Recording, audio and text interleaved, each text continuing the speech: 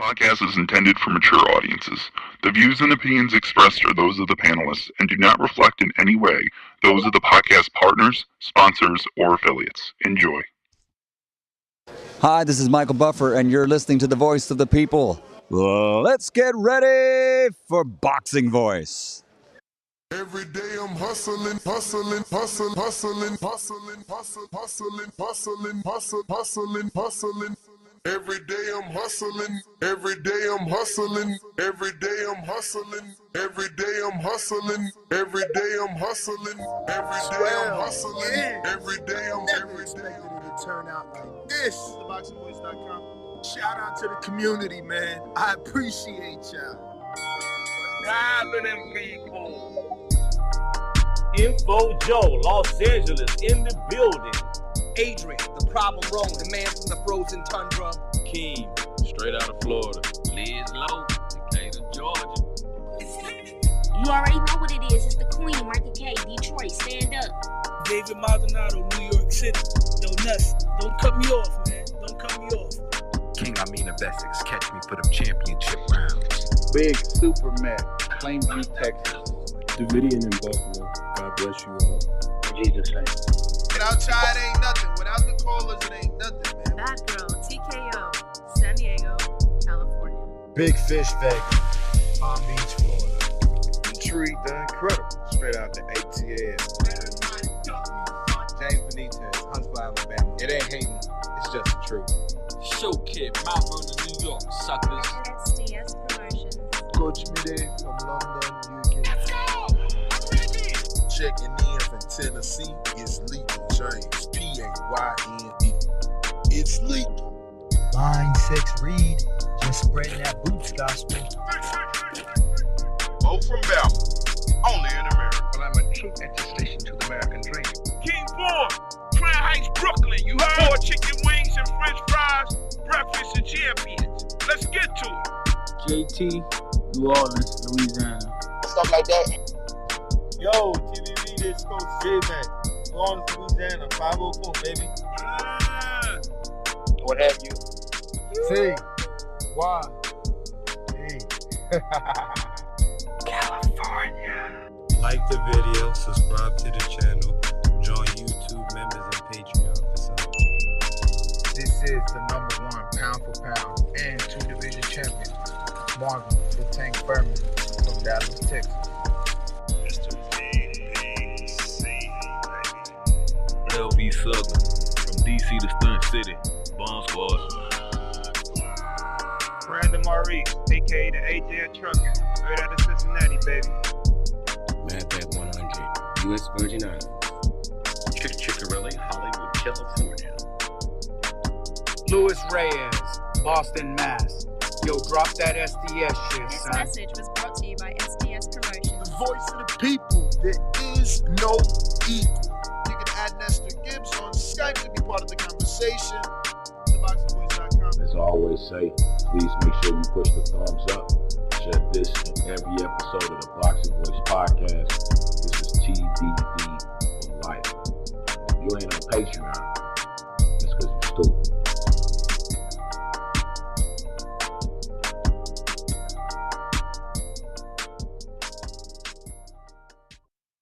What up, what up, what up? Welcome back, ladies and gentlemen. Welcome back to another edition of the Boxing Voice Radio. If you're joining us, don't forget, wipe your feet before you come in the house. Hit that thumbs up. If you're on Twitter, share the show, retweet the show. We're here to discuss some boxing. And unfortunately, it isn't the best of news that we have for you.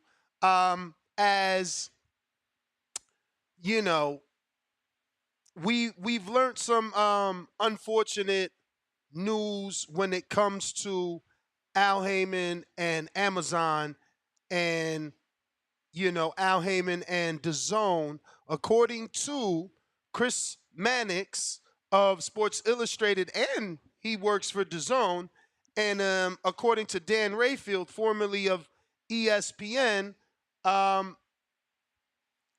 Dazn, or rather Al Haymon, doesn't want to deal with Dazn, and according to Chris Mannix, the deal with Amazon is way off from being done.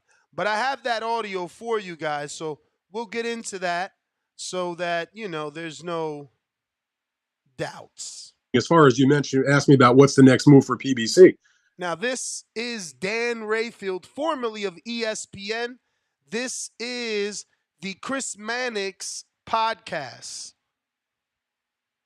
Dan was a guest on this show. Now, I spoke to Dan today, and he was willing to come on, but obviously at this time wasn't going to work for him because this is 7 p.m. Eastern. He's on the East Coast, and he had another engagement, so he doesn't mind us rescheduling. Speaking of that, I do want to screen share some things here.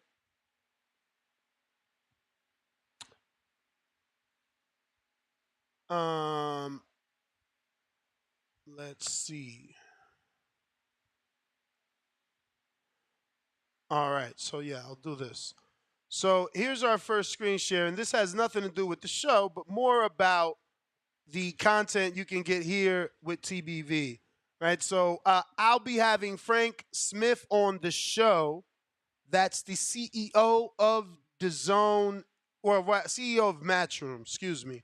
He is Eddie Hearn's right-hand man, and he's scheduled to be on the show Friday next week at 9:30 a.m. And if you're a Patreon or you're a YouTube member, you can ask Frank Smith a question by heading on over to this post, either on our Patreon or on our YouTube members. As you can see, we're also going to have Lou DiBella possibly today at 7:30, 4:30. 7:30 Eastern, 4:30 Pacific Standard Time. May or may not happen today. If it doesn't happen today, we'll lock him in for another time. But I am asking him to come on today, being as though the topic of the show, Lou's a great person to discuss that topic with because he was an HBO sports executive before he turned promoter. So you can ask Lou DiBella a question by coming to this post here on patreon.com or going to our YouTube members. Paul Crow will be on the show next week. Welterweight Paul Crow will be on the show. He's now training in Houston with Ronnie Shields. You can ask him a question by coming to our Patreon page or going to our YouTube members page. And Vito Minelecki Jr. will be on the show. Same thing. Head on over to our Patreon page or to our members page and ask them a question. Those are the perks of being members and Patreons with TBV. So back to our regularly scheduled program. As you can see from the title, Bad News, the Amazon deal is, and I quote, a long way off, and Al Haymon doesn't want Dazn. My question to my audience is why? Let's get back to that audio.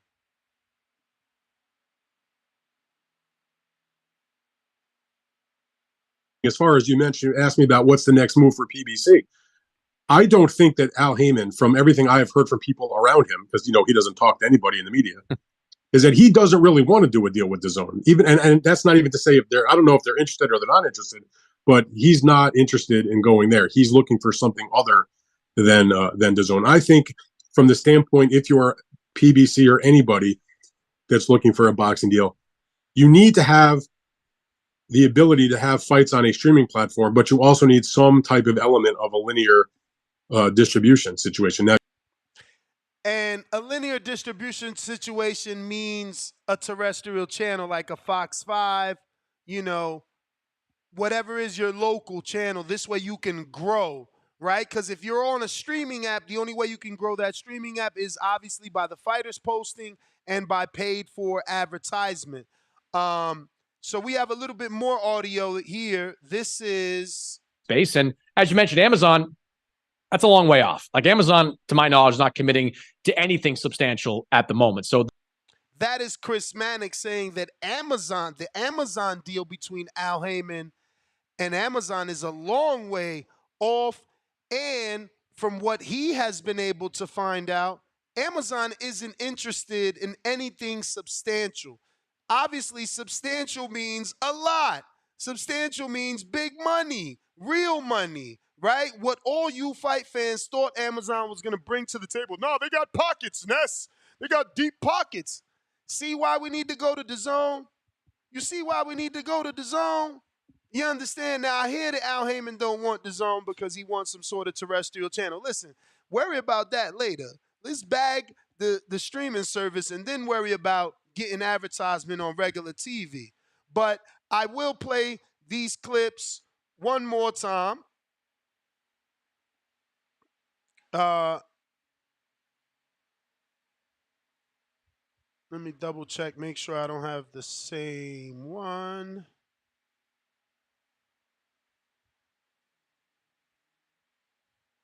Okay, we have another one here. Maybe. My immediate takeaway, Dan, when I first heard this was we're kind of adding up the types of platforms where boxing is failing at, right? It has failed, at least for now, at the network level. It has not appeared on network television in a number of years, despite putting up some good numbers when it did appear on network television. It is obviously now no longer working at the premium network level as these organizations have reshuffled their priorities. It doesn't work on an HBO or Showtime premium network level. I don't think we can sit here and say that it works at a DAZN type level. DAZN's had issues of its own trying to, establish itself in the boxing space. And as you mentioned, Amazon, that's a long way off. Like Amazon, to my knowledge, is not committing to anything substantial at the moment. So there's a lot to digest on that front. So that is Chris Mannix. And again, from what he has been able to, find out, Amazon is not interested in anything at any time soon, and they're not going to be doing anything substantial. That being said, what are your thoughts, baby? What are your thoughts, ladies and gentlemen? Let me play the Dan Rayfield clip one more time. As far as you mentioned, you asked me about what's the next move for PBC. I don't think that Al Heyman, from everything I've heard from people around him, because he doesn't talk to anybody in the media, is that he doesn't really want to do a deal with DAZN. Even and that's not even to say I don't know if they're interested or they're not interested, but he's not interested in going there. He's looking for something other than DAZN. I think from the standpoint, if you're PBC or anybody that's looking for a boxing deal, you need to have the ability to have fights on a streaming platform, but you also need some type of element of a linear distribution situation. Now, so this is what we're talking about. Chris Mannix and Dan Rayfield, two industry, insiders, long-term journalists. I mean, Dan has been in this sport, I want to say 30 years. So his connections run deep. He's usually the guy that I believe when he reports pay-per-views. I tend to believe Dan over most. I do believe, obviously, Coppinger as well, as he's been able to get that ESPN position. So when you have those high-up positions, your Rolodex grows. You gain new sources, right? Because they know you're with ESPN. People want to leak things to you sometimes, right? It's part of their agenda. And when you're as big as ESPN or you're Coppinger that works for ESPN, you'll get thrown information. I can believe that because I'm not ESPN and I get thrown information. So I can only imagine on a high level. That being said, I'm only saying that to say I believe the sources, the conversations, the connections, the people that Chris Mannix may or may not have. And I believe the same for Dan. What I will say is that I know for a fact, the way I believe them, I believe in myself. And I know who I've spoken with, and I know that DAZN is interested. But as I always stated from the beginning, that's not the problem. The problem is Al going to call DAZN? Is DAZN going to call Al? And as you can see from what Dan is saying, Al ain't even interested, which is very unfortunate. I don't want to condemn him for that because we're receiving, third-party information. Someone else is telling us that he has no interest in. And let's be clear, Dan Rayfield made it clear that he didn't talk to Al because Al doesn't do interviews. So he's receiving that information from another person. So I still want to hold out hope because I do want to see a world where DAZN has PBC. But these reports that they've made public on their podcast doesn't, again, excite me. But I did want to report that the Amazon deal is not what people think. My immediate takeaway, Dan, when I first heard this was we're kind of adding up. That's the longer version, but this is the shorter version where he cuts to the chase about the Amazon space. And as you mentioned, Amazon, that's a long way off. Like Amazon, to my knowledge, is not committing to anything substantial at the moment. So there you go. This is what we're talking about. I am trying to stick around and see is Lou gonna jump on. Let me text.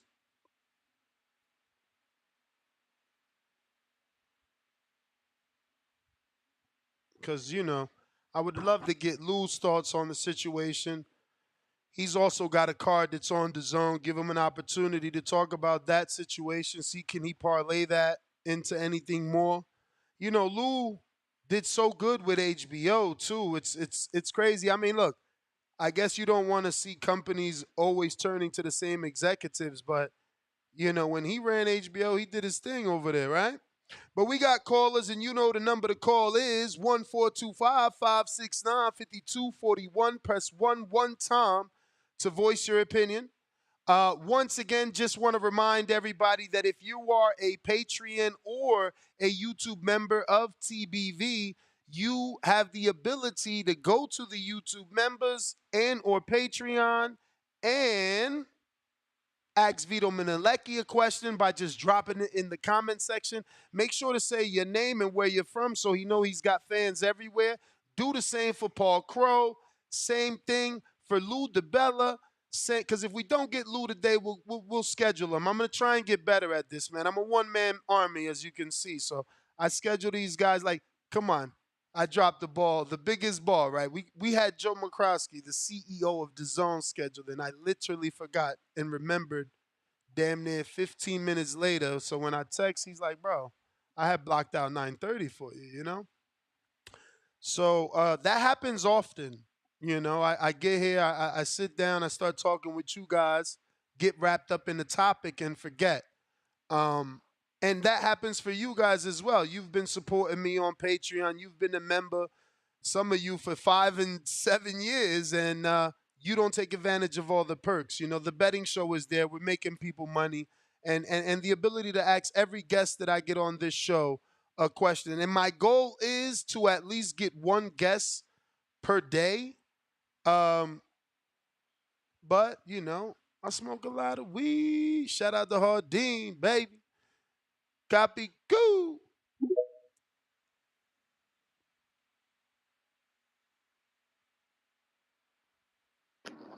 Yeah, what's going on? What up, champ? Shit, man. I thought the way the headline was, I thought you were talking about that the deal was made already. I was about to be like, what the fuck just happened? But yeah, I mean, we know why he don't want that deal. He's just trying to protect his stable because if the stable comes across the pond and everybody decides to be one entity, he knows that all those fighters aren't going to be able to be protected. Everybody's going to be missing an O, and to be the I should say that the top the top of the upper tier is going to show that he didn't have those fighters that everybody thinks that he had.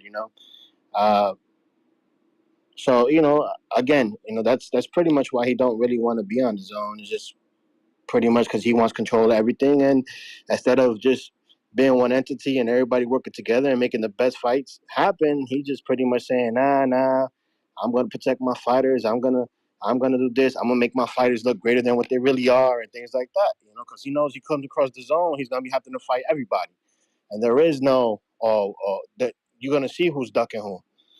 So hey, I hope it's not true. I hope that he's willing to work with DAZN, because at the end of the day, that's really where it's at. That way we could see the great fights happen. But it seems that it makes sense. It makes sense for him not to deal with it because for that he just goes back. He go to CBS Sports. You know, CBS Sports. They just opened up, right? They just signed up with what did you say? Box Roll or whatever the case may be. If I'm not mistaken. Pro Box, right? Nah, Boxer is NBC. Box is NBC, yeah. So I mean, NBC's been broadcasting the Olympics and all that shit for a very long time. So they kind of have that what you call that universal or that worldwide kind of exposure, you know. So if that's the case, he might as well go over there. If he's worrying about a linear and all that stuff, because NBC does have a platform for television and also for apps. So app platform. So if that's the case, he might as well just go over there if he's worrying about not wanting to fight the top tier. So anyway, man, that's my call, bro. It's just I'm waiting to see what happens. It's gonna be interesting. Yeah, man. Yeah. You know, again, according to Ellaby's tweets, you could only assume that they got something up their sleeve. What that is, I don't know. But I was just told Lou DiBella's not done with dinner yet. So hopefully we can hold out. Hopefully the community steps up and we talk some boxing till then. Sean, excuse me, I said Sean. I meant Miguel Patterson. What up? You may feel like Miguel. That's what's up, man. Can you hear me? Perfect. Yeah, man. That's. I know we wanted the zone as a community, man, but this is exciting, man. This is exciting. I think Al Haymon is up there in age. I think that the concept of him keeping all his intellectual property and joining forces with a network of some sort has failed a couple times already. And I think that the big dogs, the Amazons of the world, they're going to want IP. And this is exciting because it forces me to think in another way that's not related to the zone or Amazon. And I think if this ends up in the hands of somebody like Apple, all the other things that we want as fans, the video games, the more casual people being able to watch. I mean, these people literally, there's shows that I have nothing to do with. They send me a notification on my phone. And I'm sure they catch somebody like that, like new viewers, right? So the numbers are going to be outstanding. So I think Al Haymon is going to be looking to do a deal with some sort of intellectual property involved, which he's probably going to want to not do that. But I don't know what choice he's going to have when 2024 comes around and there's no network. And the last thing I want to say, Nash, is I think it's amazing for a guy like you, because of the community that you built up, if you build some sort of analytical platform where fans are constantly looking at the rankings, the sanctioning body rankings, and voting who they want to see, let's say, right? So you have that data coming in. You can now be a consultant for an Apple, right, or a Microsoft, or whoever ends up with the intellectual property rights. And the fights that we want to see, I think, will get made more. Because over the years, the first bunch of boxers that get bought up, which is PBC in this example, if they have success with that, I think they're going to go to Top Rank and try to make it happen. I think they're going to try to go to Golden Boy or whoever else and try to make it happen. So I'm excited, man. I know I said a lot, and I know I'm kind of ideating right now, but I'm actually excited about this. I think if Al Haymon gives up IP, I think he'll have a big exit. He's a legend, obviously. We're grateful for everything he's done for the sport. But it'll be in new hands, which means creativity and modernization for the sport, man. Because I do think we do certain things kind of antiquated and old school. So some modernization would be cool for sure. Like imagine us going to a fight in virtual reality. Imagine how many tickets they could sell. That'll be insane. I hear you. Some VR glasses. That's a fact, man. The new Apple ones, right? The new Apple ones. feel like it's your time. Nah, I'm with you. Listen, I'm with you, man. I'm Apple with you. owns hardware. I'm with you. You could Yo, that's my call, Nash. God bless, man. I'm likewise. Appreciate you. Listen, you can do like fight parties in the metaverse, bro. You know, people meet up in the meta and still get to watch it. I could see that, man. I mean, I watched that movie. What is it? Player One, I think it's called. That's basically that, you know? Metaverse is basically Player One. This is what I'm saying. Movies make you believe and then it becomes reality. I'm telling you. But we got Mr. Calderon. He says $5 super chat. Appreciate you.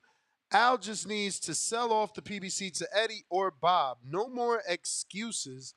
Help the sport or get pushed out. Exactly, bro. I mean, that's how I feel because like there's a video of Eddie saying that the PBC to the zone would be a great acquisition. You know, um, everybody wants that. It seems like except for him. So I don't know, man. I just hope it doesn't take forever. I hope it doesn't take forever, and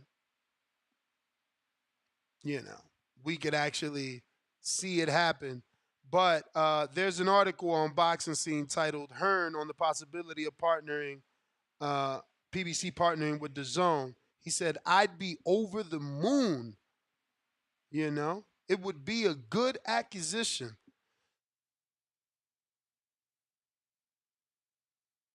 So that's good, right? Like usually these guys are beefing. He's got something funny to say, like Steven Espinoza, and we knew we would outlast him. No, he's trying to keep the doors open.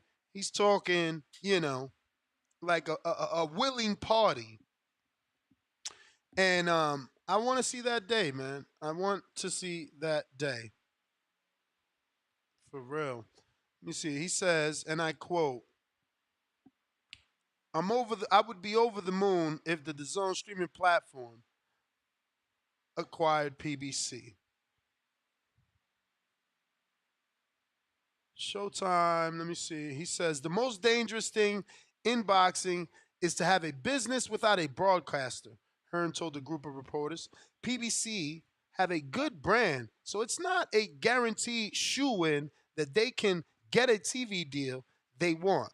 But they have good fighters, but those fighters are probably looking at themselves and saying, do I need to make sure I'm with a promotional company that actually has a broadcasting deal? And that's the truth. Like, you know, I'm sure people asking each other questions, but I see that Boots posted a picture with Espinoza. So I guess Espinoza went, because, he's only got two fighters signed, Espinoza to Showtime, right? Which are Boots and Brandon Lee. So maybe he made the trip personally to reassure them that they're going to be okay, you know? But, and I quote, for me, I'm always championing the fact that DAZN is a global home for boxing. If they can bring the PBC to the platform as well, I'd be over the moon. I'd be flying, and I think it would be a good acquisition. But I'm sure they're talking to Amazon and maybe more as well. That's a big job for PBC now to make sure they have a broadcaster, because if they don't get a broadcast deal, they'll need the business. Excuse me, if they don't get a broadcast deal, the business can't survive. But they have a good brand, so I'm sure they'll be okay. Which means they got to get stable, so somebody will give them a deal, But he would rather it be DAZN, just like us. Just like us. Shit fucking could be so simple, but it isn't. But we do need some callers. Remember, I'm trying to buy time, give Lou DeBella a little bit of time to wrap up with dinner and jump on with us and really get cooking if all goes as planned. But if not, then I'm gonna have to end it and then just let them know, because I did let them know that it is always caller dependent. But I do want to remind everybody we did cross that threshold of 182,503 subscribers. So we got to that halfway point of 182.5. Now we on to the next one, 183. 183,000 is the next goal. We're going out to RNS1. What up? Yo, Nas, what up, dude? What's up? Yo, kid, so what you just said about Espinoza reassuring Boots, that's what say to Well, reassure him. I'm assuming that. I'm assuming that's what he went to Right. Philly for. Let's assume. So what could he probably, because according to Bozy, they're not really signed to Showtime. There's no contract. And that's Remember fine. Bozy said, And that's fine. But we seen fighters have loyalty to other people. but what could Espinoza do for Boots though? Like right now. I mean, he might know what you and I don't about what's next for Al. And he's been getting him fights with Al without being with Al. Okay. Now Frank Martin, like, what do you think is like? That must go down as one of the one bad decision he made, not going through with the Stevenson fight, right? I mean, I'm sure he's called a few people with all the rumors of where PBC is going to go, and there's been no fight announcement for him. I'm sure he's wondering, does he got a job? At least that's what I would be wondering, you know? But again, all these guys might know what we don't know. They might already have that reassurance that they golden. You see Bertho tweeting out Al Haymon a bad man, and everybody, saying what they saying. So we'll see. All right, cool. All right, now let's keep up the good work, my man. Appreciate you. As always, remember we are on Twitter Spaces. I need those retweets though, because that's gonna get us more callers, man. And you did a phenomenal job tagging Leonard Ellaby. He did jump on, but he didn't speak. It's all right. Next one we gonna target is Oscar. We gonna target Oscar. We got to get Oscar on here. Brandon, what up? Hello? Hello. Hello? Hey, so I think that if they're trying to expand boxing and get boxing on multiple screens, multiple different places, and make boxing more accessible to the average viewer, because a lot of hardcore fans enjoy boxing, but at the same token, a lot of people just dismiss boxing as possibly not a real sport or unpopular sport, which is fair to say because the most popular sports right now is NFL and NBA. So they're making a good decision by actually trying to expand it, putting it on Amazon and Dazn, and other different places. I think they should put it into more places where people can purchase. People can purchase some of the fights, like even previous fights. I'm not sure if anybody can just purchase them. Let's say like you go on Showtime or .com. I know you can purchase it on there, but in terms of like fights that already happened, I think most of them are like available for free. I may be mistaken, but I wish they had like fights that could be purchased, but I wish they advertised them more as a widely acceptable thing, and so that more people can see boxing currently and watch it, because it's such a joyful sport, and I feel like it doesn't get talked about enough, and like it's not as popular as it should be, like the NFL. But it's on the come up for sure. Most people I talk to, like at work and stuff, they actually just watch football, uh, which is cool. But if I'm like Al Heyman and everyone, like Eddie Hearn, I want to do like the most expansive like social media thing possible, so that the eyes the world of boxing gets expanded into other people's worlds, if that makes sense. So I agree with what they're doing, but the thing with the Amazon deal, I didn't really hear much about it or what it was about. I was kind of confused on like, what are they trying to like put boxing on Amazon? Because if they did, I use Amazon for a lot of my purchases. I would buy it. I would buy a lot of the stuff that's on Amazon. So um, that would be a good deal for me and probably other people too. So if they do the Amazon deal in the future, in the long term future, that would be nice. But if they don't do it, it's also pretty cool as well. Either way, I think they're gonna be okay and they're gonna be good. They're like nothing really bad is gonna happen. There's still those hardcore boxing fans. There's still those popular fighters. There's still so many good fights coming up. especially the Devin Haney and the Regis Progress fight. That's going to be good. I might even buy that one. I don't buy fights that often, but I might buy that one. So yeah, we're gonna see. And You may boxing's feel just like getting it's more your bigger time, as the time goes on.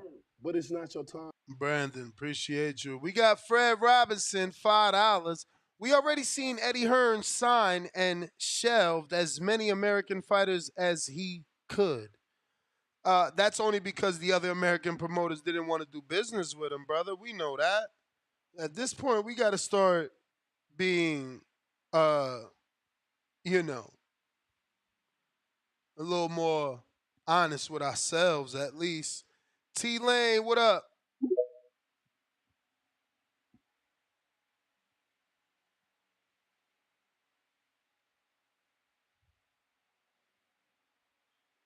T Lane, you got to unmute, champ.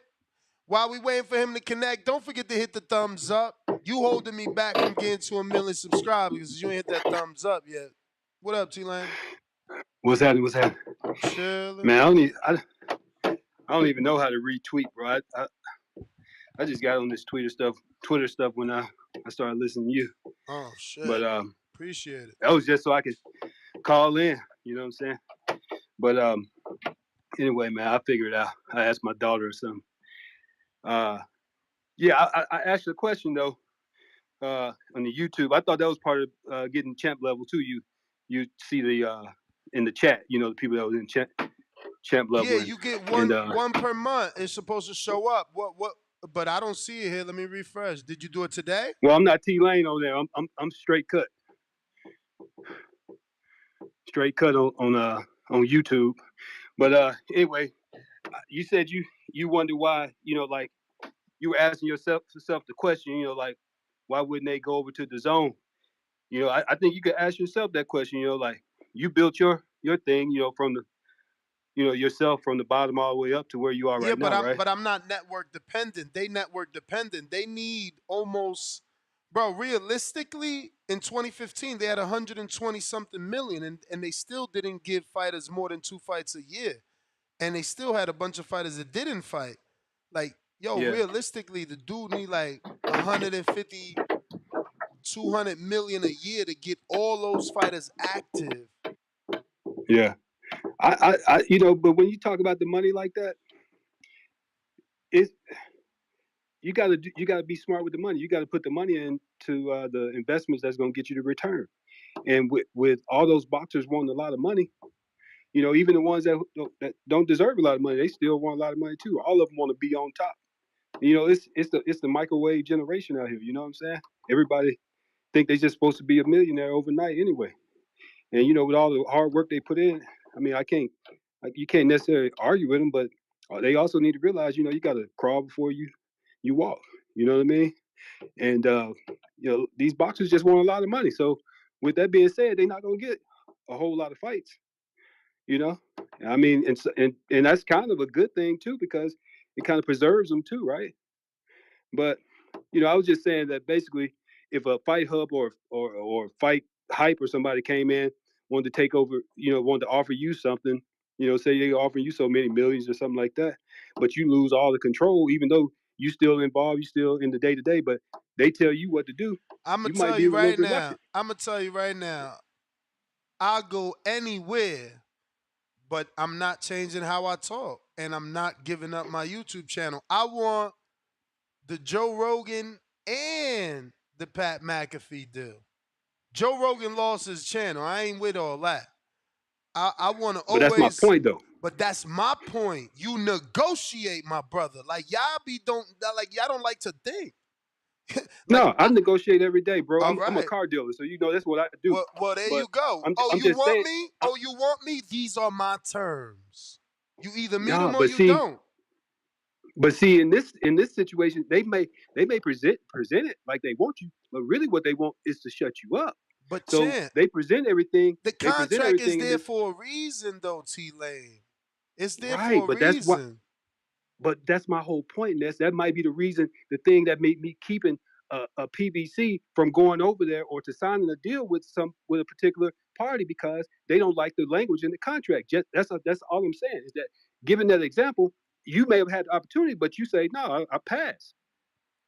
Yeah, I just can't see. I'm gonna need you to give us an example of what you think Al is gonna read in the language that's gonna make him say, "Nah, I don't want to go." Like, what are they gonna ask for? I don't know. That's what I'm saying. I'm using an example of you.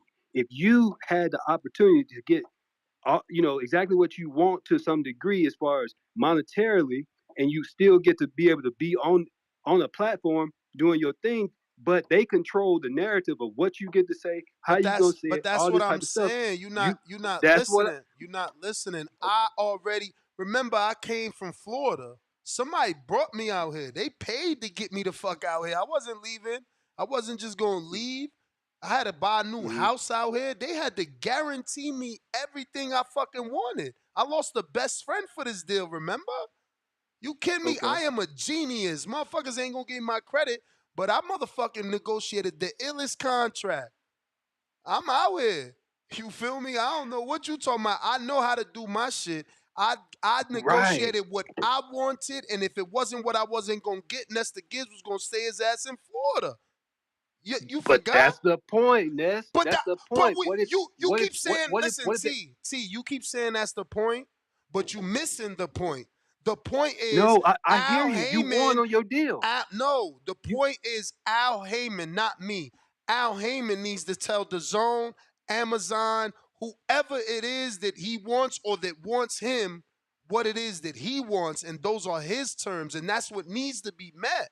That's all. I know, but what if they say no? Then you, Then you if walk. everything that you, Then this you is the point. Yeah, walk. that's Then the you point. walk to the That's next what I'm to the saying. next motherfucker.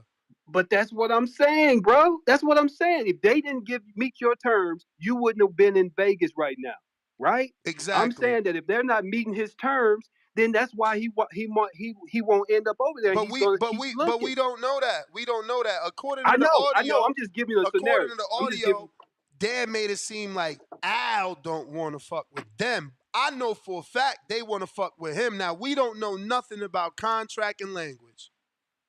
Right, right. I'm just giving an example though. You understand what I'm saying? That's all. I'm just giving an example. Just trying to give you Nah, something for else sure. to think about. For sure. Yeah. All right, work. Peace. And KO King, cause he quoting my little rant when I did talk about the deal last year. And I said I don't need no fucking deal. And he gonna quote me and say, I guess you did need a deal. No, you ain't. You missing the point as well. When I ranted that I don't need no fucking deal, I don't need to leave unless it's on my terms. The motherfucker had to come back and get me the way I wanted to be got. He had to give me what I wanted. That's what you don't get. And I still won. Like, all this shit is still mine. Like, even this came with me. You know what I'm saying? I got over 20K worth of equipment that came with me too. Man, I don't give a fuck. I learned how to cut contracts in the street. You understand what I'm saying? Dudes talk like they was holding bricks, motherfucker. I knew what Google me. Fuck out of here. I don't need nobody. I'm telling you. I did this shit. And then this is God given. This show is God given because my lawyer for this particular contract is a listener. God has blessed me with everything through this show. My accountant is a listener. My lawyer is a listener. My real estate agent is Keem's mother and father. My mortgage broker is his father. My real estate agent is his mother. Like, God given. God given. I came over here on my fucking terms. The cornball that lost me as a great friend, he fucked up. He didn't get what he wanted because he didn't believe in him. But this was my dream. This was my hobby that turned into this. So I knew what it was worth, and I wasn't giving up nothing. I was only going to get what I wanted or stay in my little beautiful home in Florida, which I still got. Like, niggas need to stop capping, man. Call me whatever the fuck you want to call me. You ain't ever going to call me stupid. Facts, what up? Yeah. What up? What up? The God is in the building. Hey, yo, what you was doing before this? Before you came out with your own Bro, I was a talk show and fucking I shit? I was a heard you. fucking dirtbag hustler. Right. And after I got caught, I was a truck driver. You feel me? Oh, okay. Now Right. now I got a motherfucking amazing life. You feel me? Like my story is testimony. My story is not me. I might sound cocky and bashful, but my story is God given. God. Got you. Yeah, that's what's up, man. Coming from the ground up. Nigga can't do nothing but respect that, bro. If not, you a hater. But the title and shit, the zone shit. I mean, I don't really know what be going on with that type of stuff. I get it's just we speculating and all that. I mean, honestly, I just want I just hope that the fighters get taken care of. You know what I mean? If anything, you know what I'm saying. I don't care if they go on the Zone, Amazon Prime, and I know dudes be saying it's another island and all that. You know what I mean? But I mean, shit, like that should be above my pay grade. Like I can't even speak on it being an island and all that.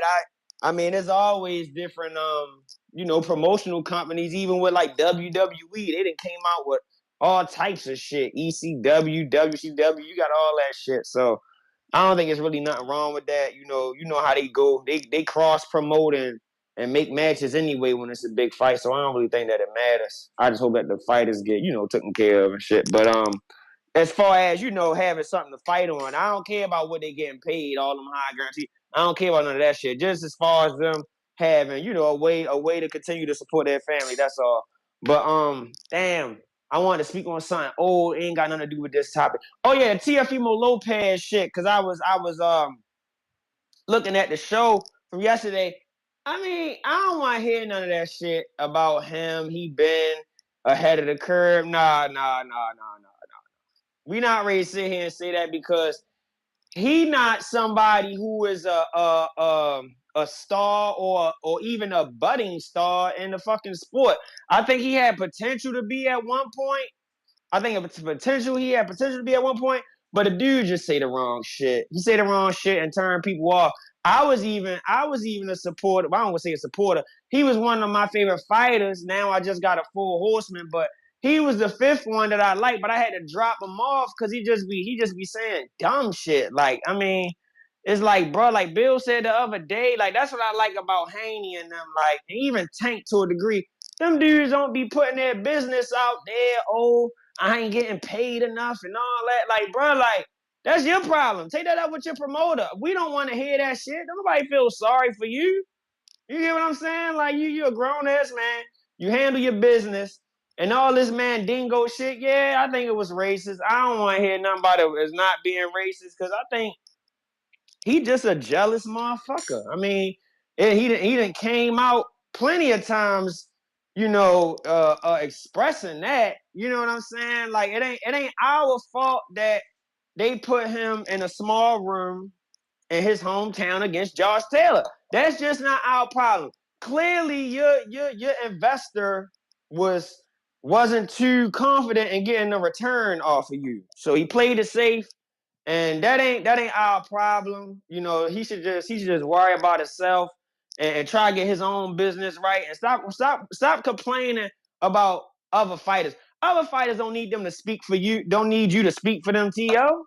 Like, you get what I mean? Like, I don't hear Earl and Crawford and all them complain about their money, or Tank and Devin. I don't hear them guys complain. Even Shakur, I don't hear him complaining about his money or nothing like that. Like, you know what I mean? It's only him.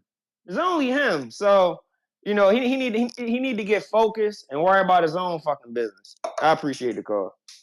Well, I watched an interview that dropped today because I'm subscribed to everybody.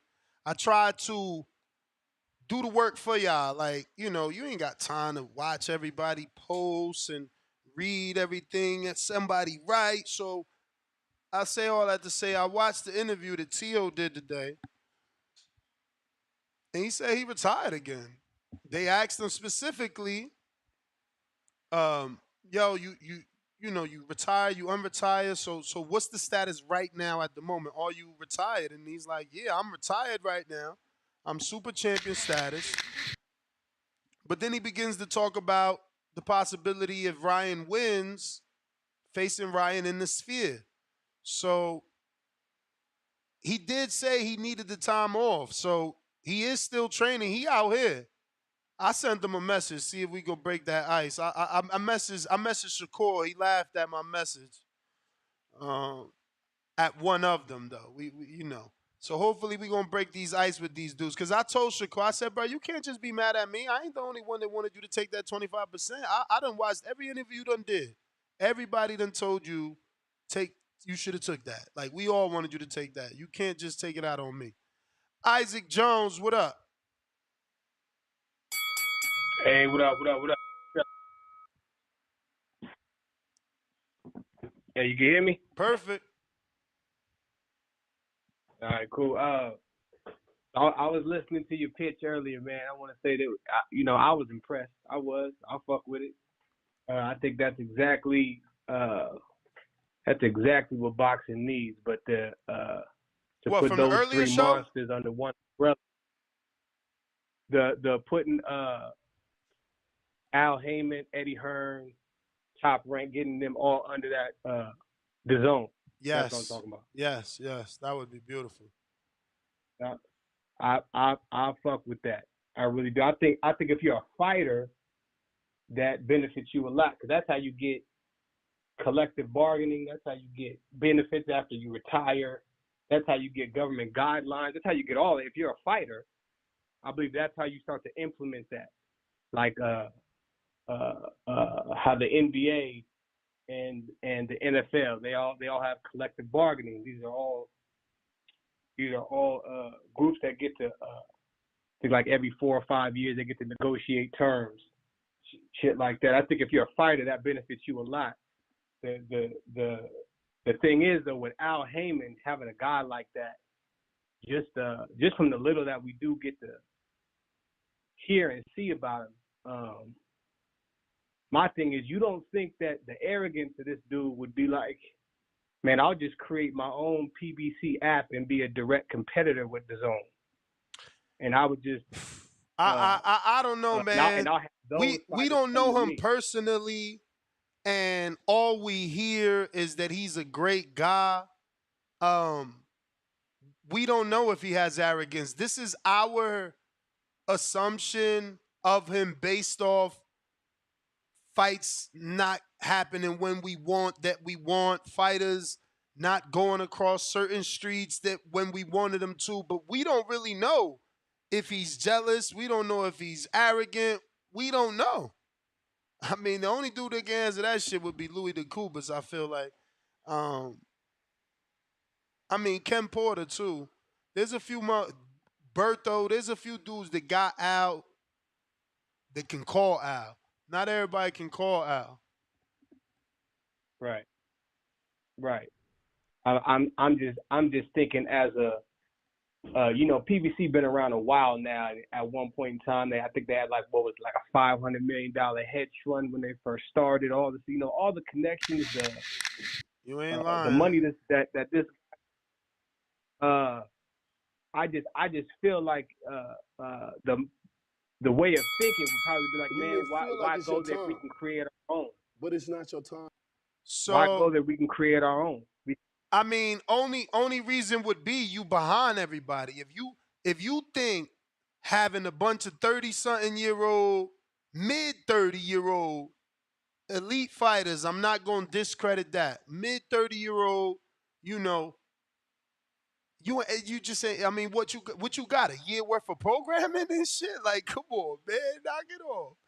Nah, bruh, nah.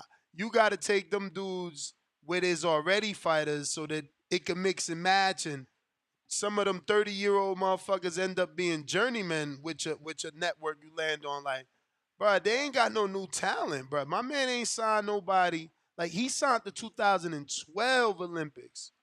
That shit has been over with. You feel me? Like, where's the stars of tomorrow at? Like, Kermel, cool. He's amazing. You feel me? Tank 2.0 is we could sell him as until the time comes. But what else? Jalil Hackett, okay. What else? What else? You feel me? What is it? My man Garcia? Okay, that's 3. How many more? Who else? Like where? I'm just saying. I'm just saying, man. But I do want to show this. Not that I care, but Danny's always watching, so he sent me this. He said he thinks is relative to the show, just to show that if PBC did go to Amazon, there could be a possibility of some sort of growth, as these are 5 football games that have been on Amazon that have showed growth. And of Thursday Night Football that they've done. They're averaging 13.6 million viewers, which is up by about 4 million from the full season average last year. But beyond that big increase, what really has the league excited is that starts to look like much closer to a traditional TV number for the league. Their regular season average is just over 17 million this year. So there's a little bit of a ways to go. But last year, similar numbers overall. But, when Amazon's doing a lot of sub 10 million numbers, there's a big delta. And there was, a very sort of distinct difference between a streaming audience and a TV audience. And now those two things are becoming much more alike. And that was really the bet of the Amazon deal in the first place. They thought it would take some time to play out, but here we are, not even halfway through year 2, and there's some real similarity beginning to emerge there. Through 5 games. so basically, Amazon ended up being the right deal for football. But football is America's pastime. I didn't make that phrase up. It been there before we were born. Baseball is another American sweetheart sport, and so is basketball. Like boxing has always been the stepchild. You feel me? And then MMA came along and got a little more gruesome than us and somehow took over. I mean, they became a household thing. I never thought that shit would turn into something. I cannot believe it. But I got callers. Give me a memento here. What do we got? Looking like Fred Robinson says, Bud is finally getting the picture. Unionizing is the answer for all fighters. Get promoters out of the way. Yeah, I mean, Oscar tried to play Bud. He was saying something like, basically like sit down and train and hire great representation. And it's like, bruh, how could the fighter not be the great representation? He's the one that knows. But even though I get it, not all fighters know. Richard D, $2 super chat. He says ownership of the fights could be the deal breaker. I mean, from what I've seen, not talked to anybody, but from what I've seen, right? Like HBO did business with Top Rank. If you go to HBO right now, those fights are there. So it looks to me like everyone gets co-ownership rights. Mayweather had his fights on HBO, and everything he did is on his Mayweather app. Top Rank used to be on HBO, but everything they did with HBO is on ESPN Plus. Golden Boy used to be with HBO and Showtime, but everything they've ever done is on DAZN and their YouTube channel. So I think rights for the fights can be co-owned between promoters and networks based off that. Carlos, what up? Oh, Carlos, What's going on, man? give me a second, brother. I got a cash app for a cutting the line. Do apologize. Go ahead, Cliff. Yo, I'm gonna ask something. Then I want to ask you a question after. I feel like boxing is got its problem to me is because I watched all the other sports. Like I don't really not too big on baseball, but I see that every other sport has a lot of structure. Like football, Sunday, it's a tradition. That's why you just played that video where Thursday is struggling because it's on Thursday. It comes on late at night and people got to go to work. So Thursday is never going to compete with Sunday because Sunday is everybody just understands. Like, you watch football, most people got their day off. It's a lot of structure there. Baseball has a similar setup where they play every day of the week though, but everybody knows what days, if you're a baseball fan, what days you could catch it. Same thing with basketball. Basketball got like Tuesdays, and like there's like TNT has a certain format where you could bank on it. Like basketball is gonna come on these couple days, and even on ESPN, basketball is gonna come on like 1 or 2 days a week. And I feel like Top Rank figured it out with the with the Saturday. They always got boxing, and I have noticed like some people that I know, like the dude caller earlier, he said his coworkers watch football, they don't watch boxing. That's how it is for me too. Majority of the people I know, but I have been coming across some people who do tune in to Saturday. But it's so many like little names that fight usually on Saturday. It's hard to get people's attention with that. But if boxing had like a format or something where they could kind of get people used to a routine, that would help. But I wanted to ask you, because it seems like we all want the people to come together, all go to the zone or wherever they're gonna go. We want them to come together, but why do we have any like hope that that's a possibility, Ness? Because if they wanted to do that, they could have been got together. Like I feel like they feel that they can make money, Well, more money they apart. were all one place at one point, and then And what was life like then? it Was it was. utopia? It Was it wasn't. great? It was not utopia. It was not utopia, but we did get better than what we got now. Like, bro, people remember Was HBO boxing fights, at and its best ever when they were all yes, together? boxing was at its best when it was on HBO. We averaged one. Bro, Gennady could fight a tomato can and do 1.3, 1.7. Google it. My man That was was free or that was pay per view? regular Okay. regular Well, before HBO my time run Saturday out, night. well, I do got like a couple seconds for the free You call, may feel like it's your but time, I'm just but trying it's to not your time. understand that like we gonna put them all together, but I feel like they don't want that Yeah, because and that's all I cool. hear, That's because cool, I'm but you got to understand, they need money. Matchroom cannot operate without a broadcasting deal. That's what they just told you about PBC. Top Rank can't work. right. They're not going to be able to operate without ESPN. If you don't have a network deal, you become a club promoter. So you need a Right. network So they're gonna get one, but why would they want? I'm trying to figure out why do we think that they're gonna want to get one with their competitors when all I hear, because I'm new to boxing. Remember that I'm like I've been watching. My first fight I ever watched was Tyson when that first fight when he got out of jail. But I've been there, but I haven't really like followed. I got deep into the sport for the last 2 years, but all I hear is Al Heyman don't fuck with Bob the dude from Top Rank, Bob, the That's old not dude, Bob, true though. whatever the That's fuck his not name. true. That's not true. That's They what I just got hear, two. They and then just got two I hear separate that they don't like companies. to work together But they and do things of though, that nature. So if it's not true, so then how come it always be so hard to cross the street? And if they do because like to work together, then I can see why we they want work them to get. together. They Why you work think they can together. get on the same team? They work together when the business makes sense, and they only wait till the business makes sense because they're on separate networks.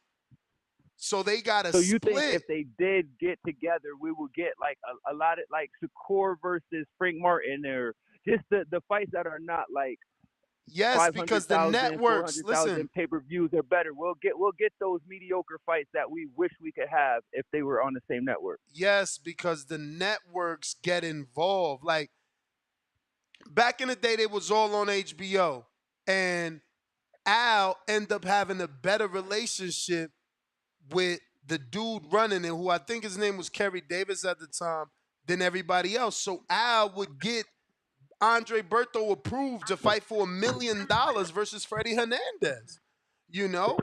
But then Kerry Davis would give Lou DiBella a date only if fucking Luis Collazo was fighting Ricky Hatton, you know? So it's it was about relationships, but that changed because they seen that system was broke. So then people like Showtime and HBO decided to buy fights.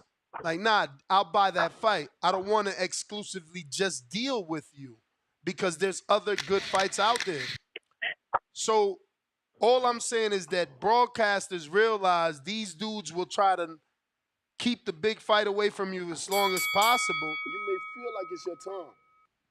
So they started to get involved in the negotiations. If you Google the term like Joe McCroskey got a seat at the table, maybe that should bring it up. But like Joe McCroskey got a seat at the table. If he don't like a fight, he ain't putting that shit on. You understand? And if he wants a fight, he gonna give a little incentive. Remember, there was a contract for Triple G and Canelo. And Canelo's contract stated that when it's time to fight Triple G, he get a bump because the zone wanted that fight.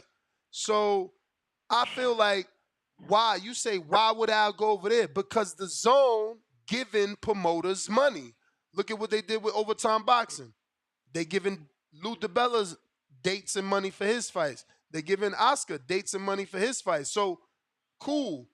You want to be smarter than the average bear and find something better than. I understand that. I understand Amazon in the grand scope of things could be bigger, better. But if they ain't giving you the money that the zone is giving you, ain't that just what it comes down to?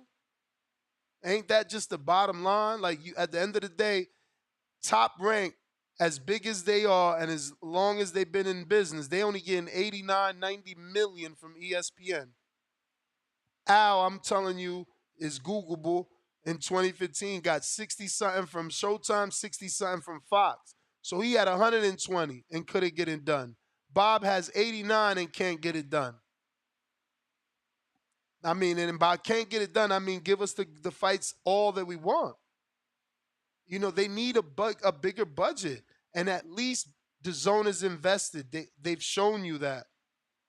Until they don't, I can't question them. Carlos, what up?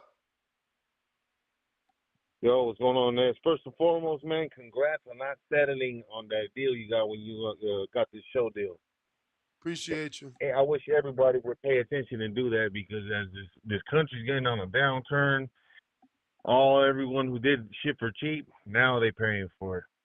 Honestly, guys, never settle, never settle. And I look at PBC like an applicant. If you look at somebody's application and man, you got fired from KFC, Pizza Hut, McDonald's, all these other shit. Why would I fuck with you? Your product ain't moving the needle at all. So with these contracts that he owes to Canelo and Crawford and all the big names that we don't hear a lot of movement on just those two are being talked about. But like, how can I say this? Fuck, I forgot. Lost my train of thought, man. But yeah, like since they have Canelo on those dates, my bad. Wouldn't they use that against him? Like, man, we know you need to fight this dude at this date on May or whatever. Wouldn't they use that as a bargaining chip against him? Who uses that? So whoever the cable company is gonna be. Of course not. Why would they prolong $100 million fight? Like, Canelo business is hundreds of, or at least tens of millions of dollars. Tens of millions of dollars. Why would any company that you're potentially bringing a $80 million deal to say no? Why wouldn't they want to be like, think about it. Why wouldn't anyone want to be associated with Canelo in the television business? If you're a network, why are you saying no to? All right, I'll give you a better example. Jake Paul distributes his pay-per-view on every network. He distributes his on ESPN, on Dazn. It is distributed in the UK. Like, he don't care, and neither do ESPN. They are in the money business. So again, why would a promoter, a network care? They only care about the money you're gonna bring them. That's right, but again, they're using that against him and serving him as a humble pie because he's been getting the money. It's not working. So like, hey man, you got these guys to fight. Where are you gonna fight them without us? Because the other companies ain't gonna fuck with them. Who's left? That's what I'm saying. Yeah, again, we have no clue that they're doing hardball business like that, and we know for a fact that the Okay. zone is interested. It's Al Okay. allegedly, according to Dan Rayfield, that isn't interested Definitely. in the Yeah. zone. Yeah. No, I hear you, man. I really hope it is the zone. But is there anybody else that we don't see? Like, YouTube went to football. I mean, there's rumors of Is that a Amazon. possibility? I mean, there's rumors of HBO Max, but I haven't heard anything. Really? Yeah, I haven't heard anything solid. Okay. All right, man. That's my call. All right. Step. All right. You know, it's funny that with all these guesses that we're making about where boxing should go, no one said Netflix. I wonder why you guys haven't chosen Netflix as the new home. Dallas, new caller. Hey, what's up, Ness? This is C-Mac. C Mac, what up? Yeah, man, it's a really sad day for boxing. I knew something was going on with Showtime when they weren't broadcasting fights and everything was going on. But I really hope Al Haymon goes to the zone because I never really thought Amazon was a good fit for him because he doesn't have an up and coming stable. And I'm just really worried about boxing. I think a lot of these companies, these bigger corporations that are merging together, they don't want to deal with boxing. They might be making money, but it's just so many independent contractors in which nobody answers to anybody, right? Each Mm-hmm. fighter has Each fighter's his their own own LLC. manager. Each one got their own LLC. Each one has their own crew, and I don't want to fight him, and I don't want to fight that. It's just, I think they need to go to the zone because that's a built-in marketplace. And believe it or not, in Black and I'm a boxing official in Dallas, and when you go to these amateur fights, the people you're going to see there the most are blacks and Mexicans. And Showtime did a great job of appealing to that fan base. And it's just, I don't know where PBC can go because if they go to another network, that's another year Tank not fighting anybody. That's another year Charlo fighting bums. It's just frustrating, man. It's frustrating. But before I get off the call, is that Erislandy Lara fight and Garcia fight on pay-per-view? That's what the report on Boxing Scene is saying, brother. On That's some BS. On man. the same date as Haney, no less. That's fucking hell, bro. That's some BS, man. That's some BS. After these guys had 2 years layoffs, I mean, come on, man. And this is ridiculous, man. Hey, Kenneth, I see you. You should join us. We've actually never talked boxing. I would love to have you on. Man. All right, brother. Appreciate you. Yep. I see my man Kenneth, one of the directors over at the Premier Boxing Champions podcast. You know, what up, champ? You wanna speak on a space? We going to whatever your name is here, my brother. What's up?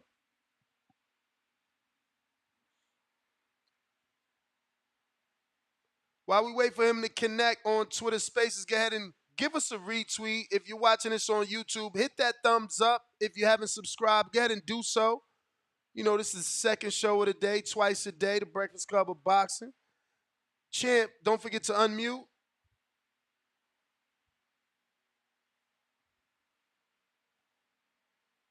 We don't hear you. You might Hello, want to... can you hear? Now we do. Yes, I want to talk about PBC going out of business. We need to stop saying that they are going out because of not getting enough viewers, because they are getting enough viewers. Okay. Can you hear me? I hear you fine. Where you calling in from? I'm calling from Sweden. Oh, Sweden, nice. Shout out to Yeah. Badu Jack.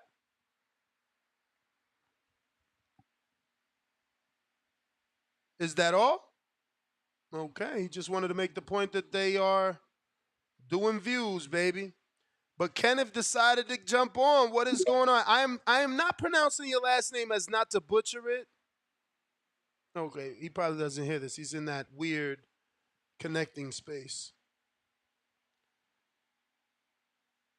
Kenneth, you got to unmute your mic on the space. And I was also saying that I'm not pronouncing your last name, just not to butcher it. Everybody knows my pronunciation is horrible. But how are you? I'm doing good, Ness. I'm doing good, man. Shoot, it took me years to figure out how to pronounce it, to spell it right. So, yeah, and I usually don't pop on Boxing Voice. I know you guys, you do a lot of look into the business and into potential fights, and it's great to listen to. But since I can't speculate, I usually don't join. So, so just off top, full disclosure, I can't speculate, or I'm not even going to speak to anything related to what you guys are talking about, but I appreciate the conversation. Always appreciate what you guys do, and appreciate listening. I've been listening for a long time, bro. Appreciate it, man. Definitely appreciate it. I mean, it's unfortunate you can't give us any insight or direction, but at least you joined the space. We had Ellerby earlier. He didn't join. It would have been good to have a little chat with him.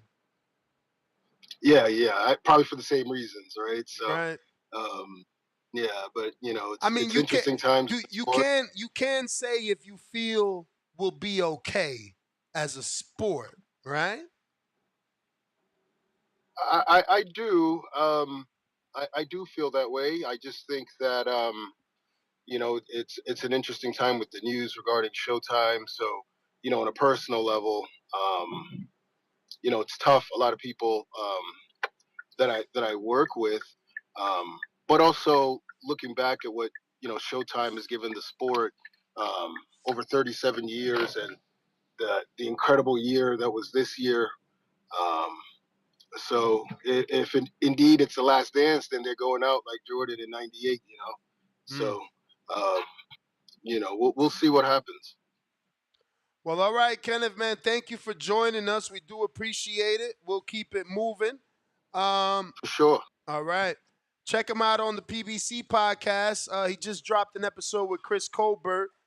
Who else was on that one? I know Colbert for sure.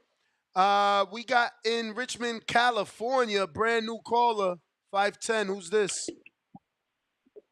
Hey, Nestor, this is Harsh, first time caller. What's your name, brother? Hello? Harsh. Like, that's very harsh. Okay, Harsh. Weird name. Can't pronounce it. Yeah. No worries. And you're in Richmond? I'm in San Francisco. All right, champ. Take it away.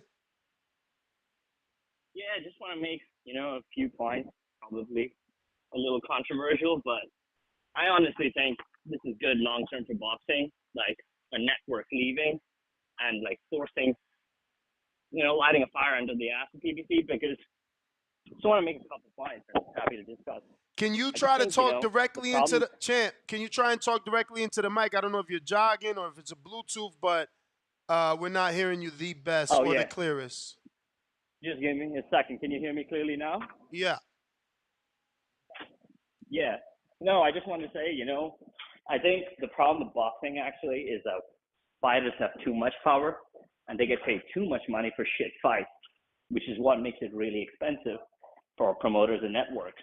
And I just think, having fewer networks consolidating means lower fighter pay, which means they have to fight more often. And lower fighter pay also means the less need to do PPV, which means more viewers per fight, which is actually good long-term for boxing. We have to face it, it is kind of a dying sport. It'll survive, but it won't be at the same level that it was 10, 15 years ago unless things change. And if they go to DAZN, I just think it's going to be really good because there'll be more cross-promotion because the networks don't have to get involved. It's all in the same network. And then again, that means better fights. And I just think, as a sport, we need to suffer a bit to learn the lessons. Like, you got the example of UFC. Like, MMA is like 25 years old, And in my opinion, it's already globally more popular than boxing today.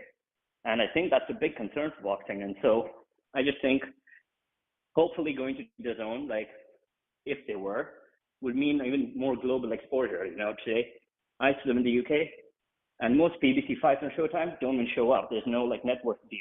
Only some of the fights come on, and I just think that's hurting the sport. But yes, those were my points mainly. Appreciate you calling in, man. Yeah, that's the big thing, bro. They have all the territories, but we don't know the insides of the in and out of those contracts, right? Maybe going to the zone, you lose the rights to those territories where Al otherwise would get a check or sell the rights to different countries. Now the zone already has those things implemented, so maybe that's a revenue that's lost. So difficult, man. Wish we could just get someone to answer some of these questions. It's funny because that article we read this morning stated that ESPN was looking, not ESPN.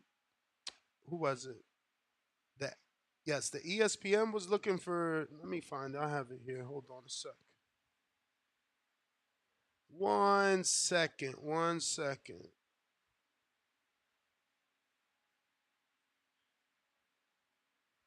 Apologies. All right. All right. Here we go. Right. Wrong Brandon. All right. I'm gonna get to the next caller then, and then find that. How about that? Jaime, what up?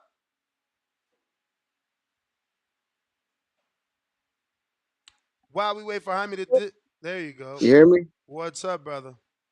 What up, man? Man, another great show. This shit is crazy, man. Real quick, who was Chris Mannix talking to on that audio you played? That is Dan Rayfield. Okay, okay. I didn't catch that part. But yeah, man, this shit got my head spinning. Al doesn't want the zone. Amazon ain't making no promises, and so what else is out there, man? You got Ellerby saying, we gonna be sick. So like, are they starting their own shit? Or like, are they buying BET? Like, I don't Whoa, think Netflix would, BT. get into Bro, sports now I and haven't. league with boxing. I mean, boxing is a pretty niche sport, so it's got me wondering, man. What are they gonna do? But it makes me think that Al is on the same boat as Bob. They were when Bob was saying, "I ain't going on no app type deal." So, I mean, what other major channel is going to push it, man? I'm curious. That's all I got. Yeah, I mean, according to Dan, you still need a linear channel to help grow the sport. But Amazon doesn't have that, right? Amazon doesn't have any connections to a regular channel like a 5 or a Fox or a PX11 or whatever your local channels are these days. I mean, we're just not in that time anymore, bro. Like I don't have any cables connected to my television. Like it's just plugged into the wall. It receives Wi-Fi, and we ready to rock and roll. Like we're just not cable TV people anymore. Um, this particular generation consumes on the go. Like my parents and my parents before them and their parents before them, they sat around the dinner table. Like I don't do that shit with my kids. Maybe some of y'all do, but some of those pastimes are just gone. Is all I'm saying. Like when I was watching this sport, I was on a couch with my dad. It just is different. We not watching it on. Some of us are still using televisions, obviously, but some of us are in cars. We in the barber shop. And we got it open on our phone. I mean, just look at the analytics. 90, sometimes 80 to 90% of my analytics are mobile. The people that consume my show They're doing it mobily, So I particularly don't watch a lot of television on my phone. I just don't. And I somehow, with all the hours that I do on this motherfucking show, I still find plenty of time to watch a lot of television. And I did find the article, right, which reminded me about what I wanted to say, which was that this article was stating that ESPN is looking to go to Apple or something like that. And I said I found it, but I still have to find it. Mother hell. But yeah, Apple, I think, is a good location. Everybody has Apple, or an Apple phone. You still have to download the Apple TV app. But T-Mobile, if you have a certain plan, like the Magenta, you get Apple for free. That's me. They also give you Netflix for free. That's me. So I left AT&T specifically because if you get the Magenta plan, you get Netflix and Apple for free. Plus you get like a fucking unlimited like screen protectors and shit like that and a bunch of other shit. But to me, what mattered was having the phone plan that they were giving me and still being able to get Netflix every fucking month for free as well as Apple. You can say Apple's trash, my friend Rem310. You're a member, so I will answer your free chat. You can say that it's trash, but you're absolutely wrong. Show I will recommend right now is Silo. Very fucking good. Second show I'll recommend is Foundation.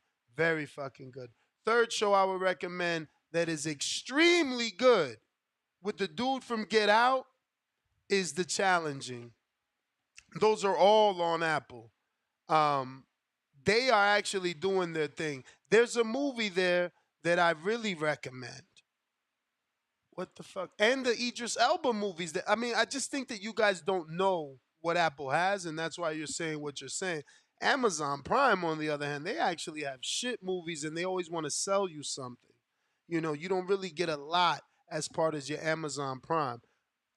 You got to consistently buy shit or rent. Like I said, I specifically put in the search yesterday boxing, and they got a tab that says boxing live. So who knows?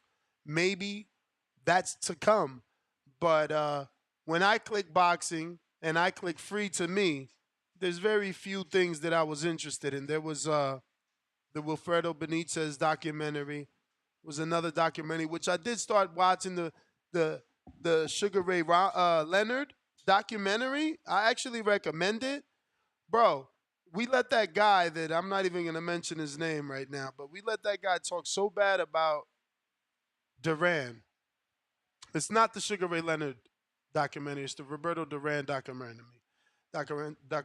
And we have a caller that obviously tries to discredit Duran and his accomplishments every time we talk about him moving from lightweight to welterweight and beating Sugar Ray. But if you watch that documentary, it was a different time in the world as well, politically. Like Noriega was the president of Panama. Bush was was it Reagan or something? Reagan, I think, was the president here. They were fighting over the canal. Like that fight meant a lot. That win over the Golden Boy was huge.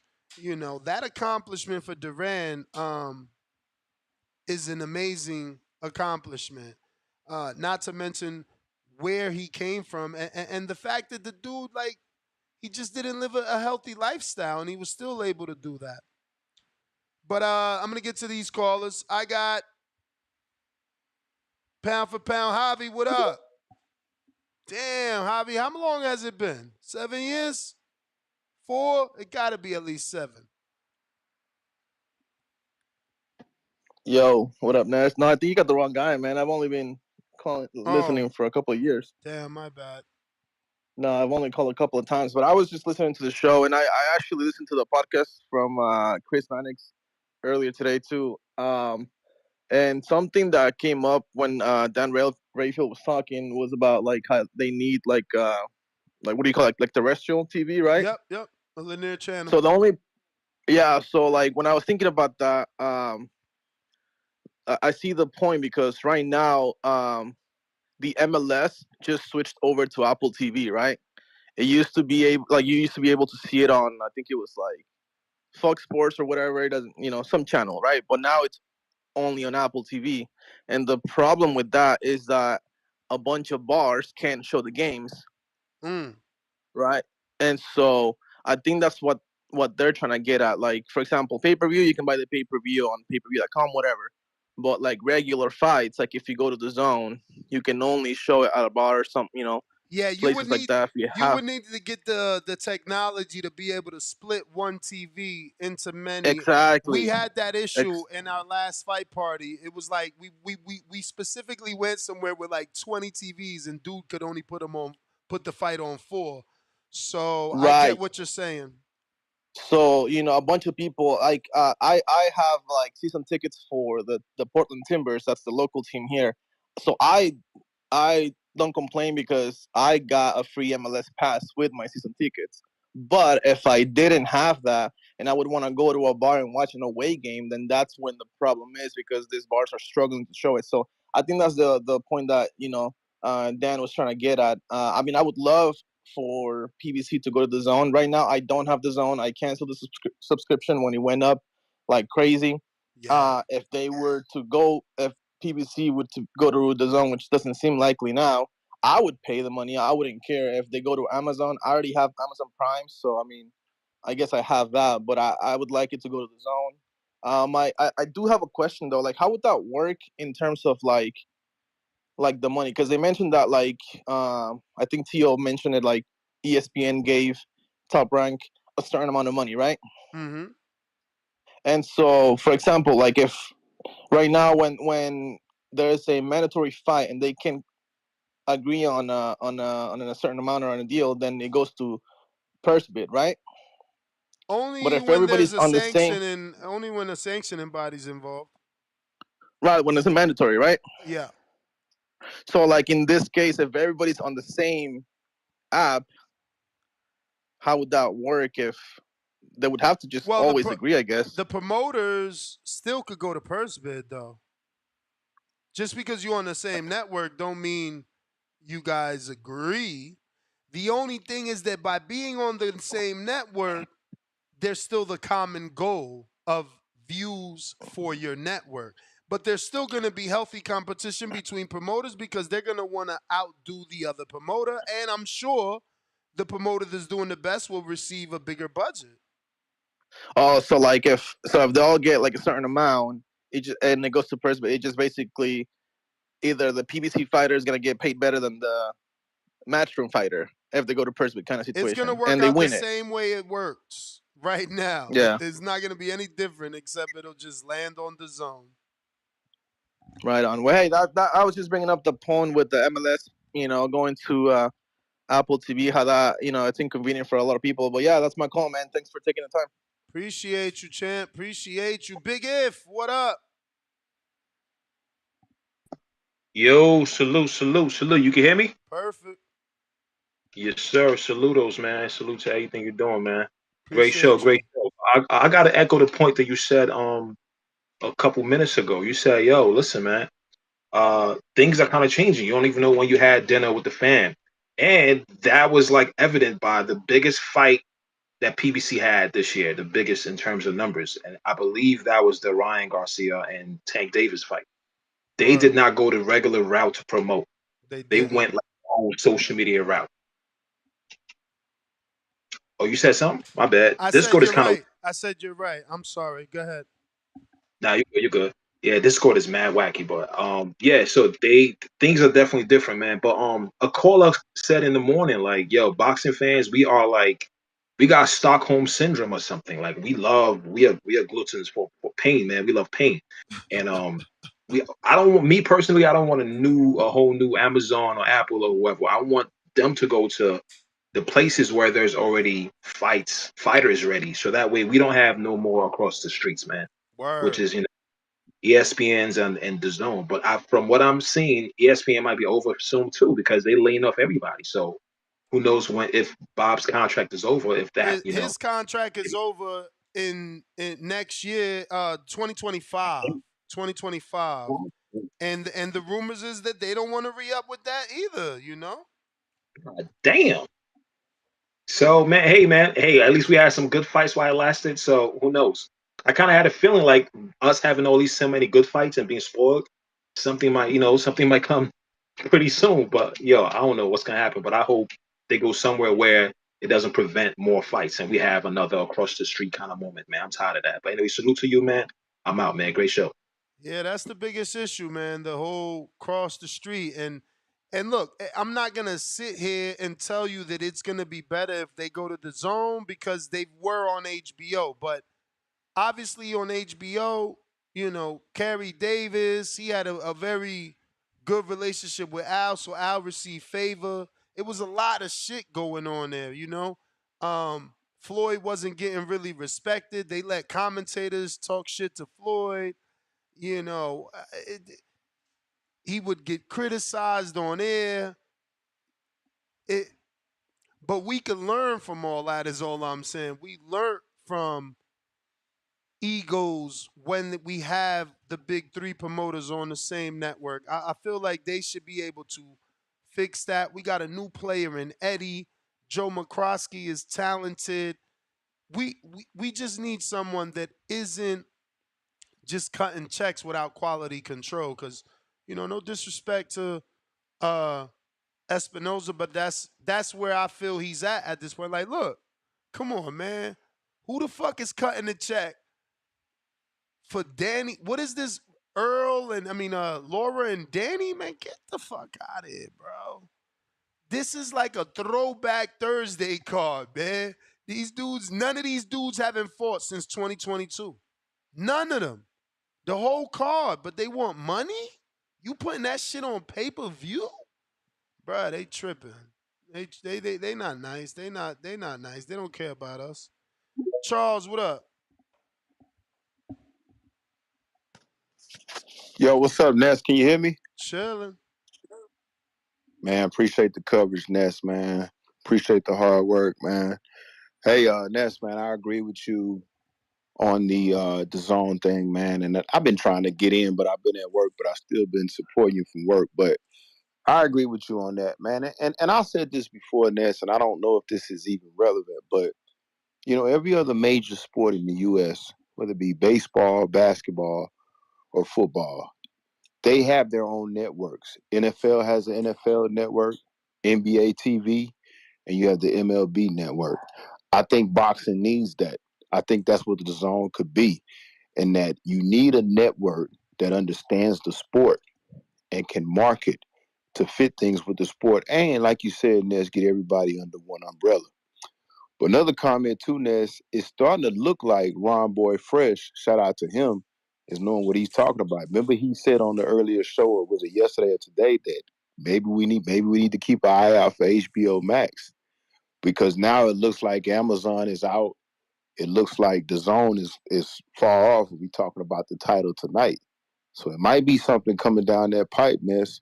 But I'm with you, man. I think boxing, like every other, Well, is not a major HBO sport. Max is dealing with live sports. I had sent Danny an email, obviously, because I'm still subscribed to those guys, and they're gonna be doing something Me with too. Major League Baseball coming up here pretty soon. But again, any network is gonna rather deal with, you know, America's sports. Like boxing, we just the stepchild, bro. Like, people sit around the television every Sunday and watch football. They don't do that for boxing. It's not tradition. Like baseball's tradition, even hockey Right, for right. some people. Like boxing is taboo, man. We the stepchild.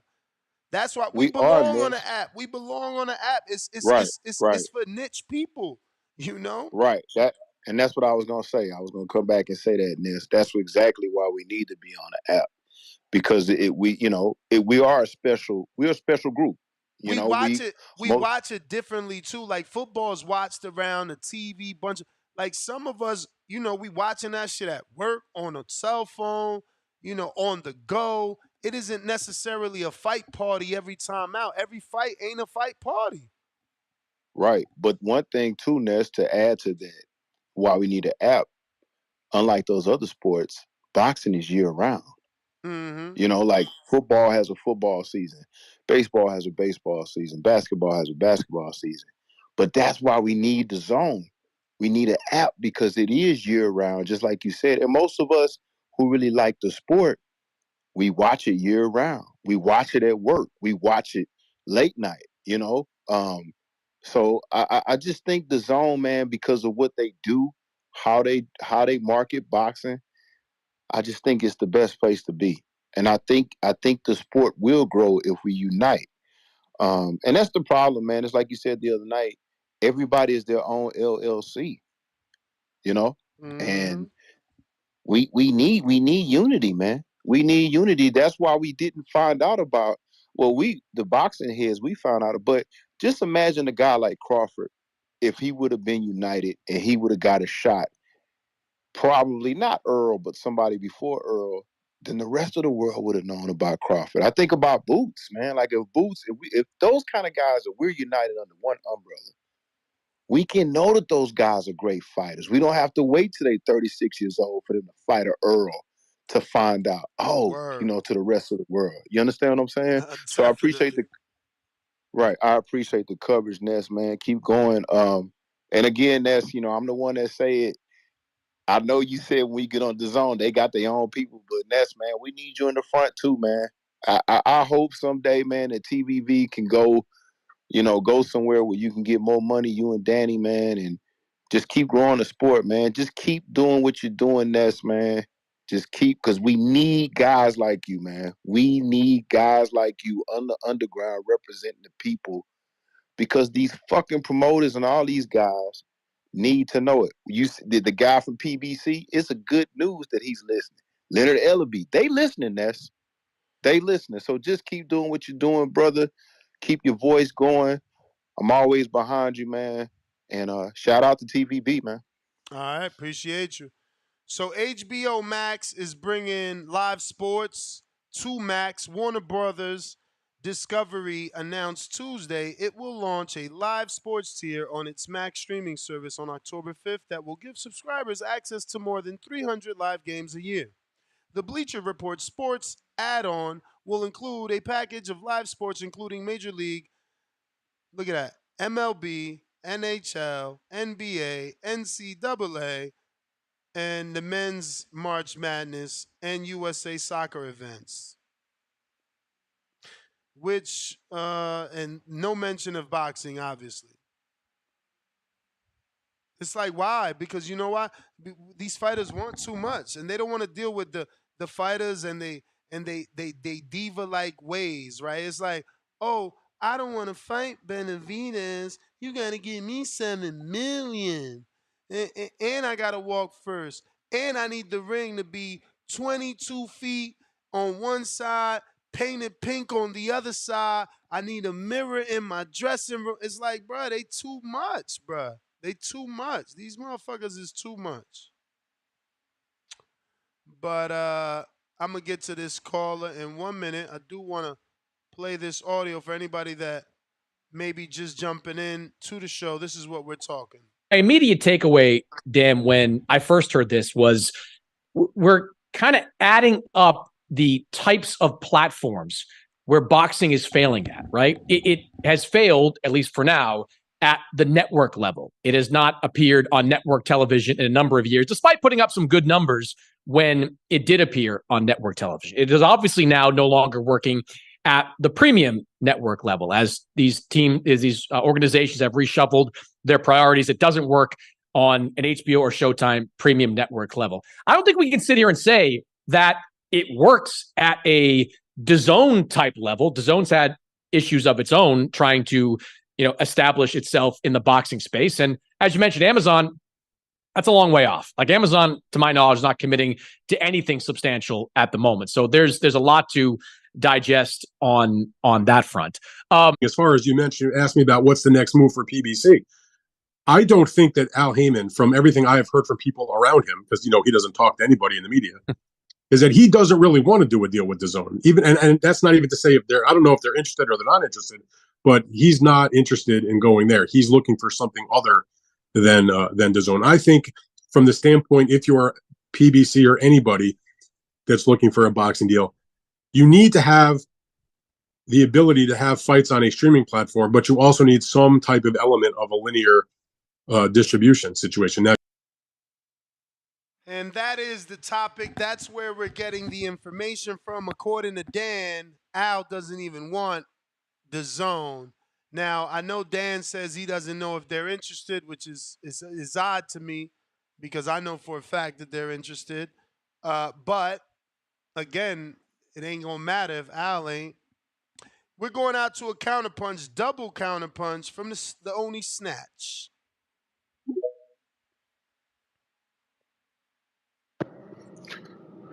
What up, Ness? You can hear me? Loud and clear. What's going on, man? Well, it's like we're circling around the same problem when we already know what the solutions to the answers. Guys like me, Ness, guys like you that have traveled for boxing outside of America and know what to do with the sport to get it to where it's not as much niche as it is right now. They're not listening to us. And the only way for them to listen to us is not spend the money on the product. I ran into Tom Brown when Tank was having the cruise fight here in LA for the presser. And I told him, like, Tom, man, I ain't going to that shit. I ain't paying for that shit. That's bullshit. He's like, well, how do we get you? He's like, you're going to Anthony Joshua, Usyk, you go to all these. I'm like, I go to fights that have value, that are for the betterment of the sport. I don't want a fucking island. I'll buy PBC fights when they worth it. Bought Crawford Spence. I reluctantly bought Ugas versus fucking Crawford for Ugas versus Spence. They all need to be on one platform. The linear shit, it's no point for boxing being on linear if these guys ain't got no ad revenue, Ness. Word. Ness, you getting more ad revenue than some of these fighters, bro, and they main eventers. Crazy.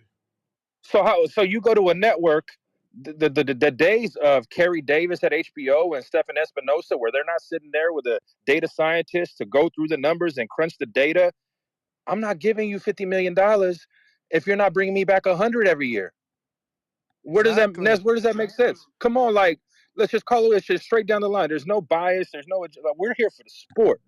If you can't see how that's how business is going to get done, then you just watch the fights, steal the fights, whatever. But there's very simple answers and solutions to the problem. The problem is Al is negotiating do you think he's negotiating from a point of leverage now, Ness? Yeah, I think he still got leverage because those names are still names, though. He's got the But Tank. that's the thing. He's got the Tank and the Canelo. But he's got leverage for pay-per-view. Does he have leverage for actual license fees for the rest of the roster when you pull up the data? With certain networks, with a DAZN, yeah, they're interested. Exactly. With someone that's not in the pay-per-view business, because it's like you said, you can't, you can't trick me with Tank and Canelo because the network, we don't get that. When they come to DAZN, that's going on pay-per-view. That's gonna be DAZN pay-per-view. A Canelo fight, a Tank fight. That's DAZN pay-per-view. They're not gonna, if they put Devin Haney on DAZN pay-per-view, what do you think they're gonna do with Tank? So that doesn't impress them. The rest of the fighters, the Jamal James, they could finally fight a fucking Conor Benn, or Alexis Rocha. Come on, that's Conor Benn. Put Conor Benn versus Danny Garcia or Keith Thurman over there in the UK. Come on, that sells. That does sell. You could put that on pay-per-view for the UK DAZN fans, and it'll sell over like. Keep going. That's like, only one. You got my step, right? That's only one. You still got two more. So it's very simple. Like they're making it. The island's shrinking. That's like the island's shrinking.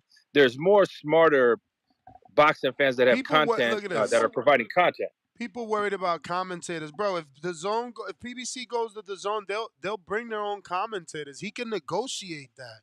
That's not an issue. Exactly, and you're bringing so much to the table. It's too many people that have never been in a business meeting, that have never negotiated a contract, are acting like, no, this is all negotiable. This is all like, I have Canelo, I have Tank, I have bona fide pay-per-view guys that'll get X amount of dollars based on projection and even more based upon the level of opponent. They got data. They got the data to show that, like, Canelo brings X amount of sponsors for his fight, X amount of eyeballs. This is what we can guarantee you. Like, this is what we'll give you. But minus those guys, I got a roster for all these guys. We can mix and match.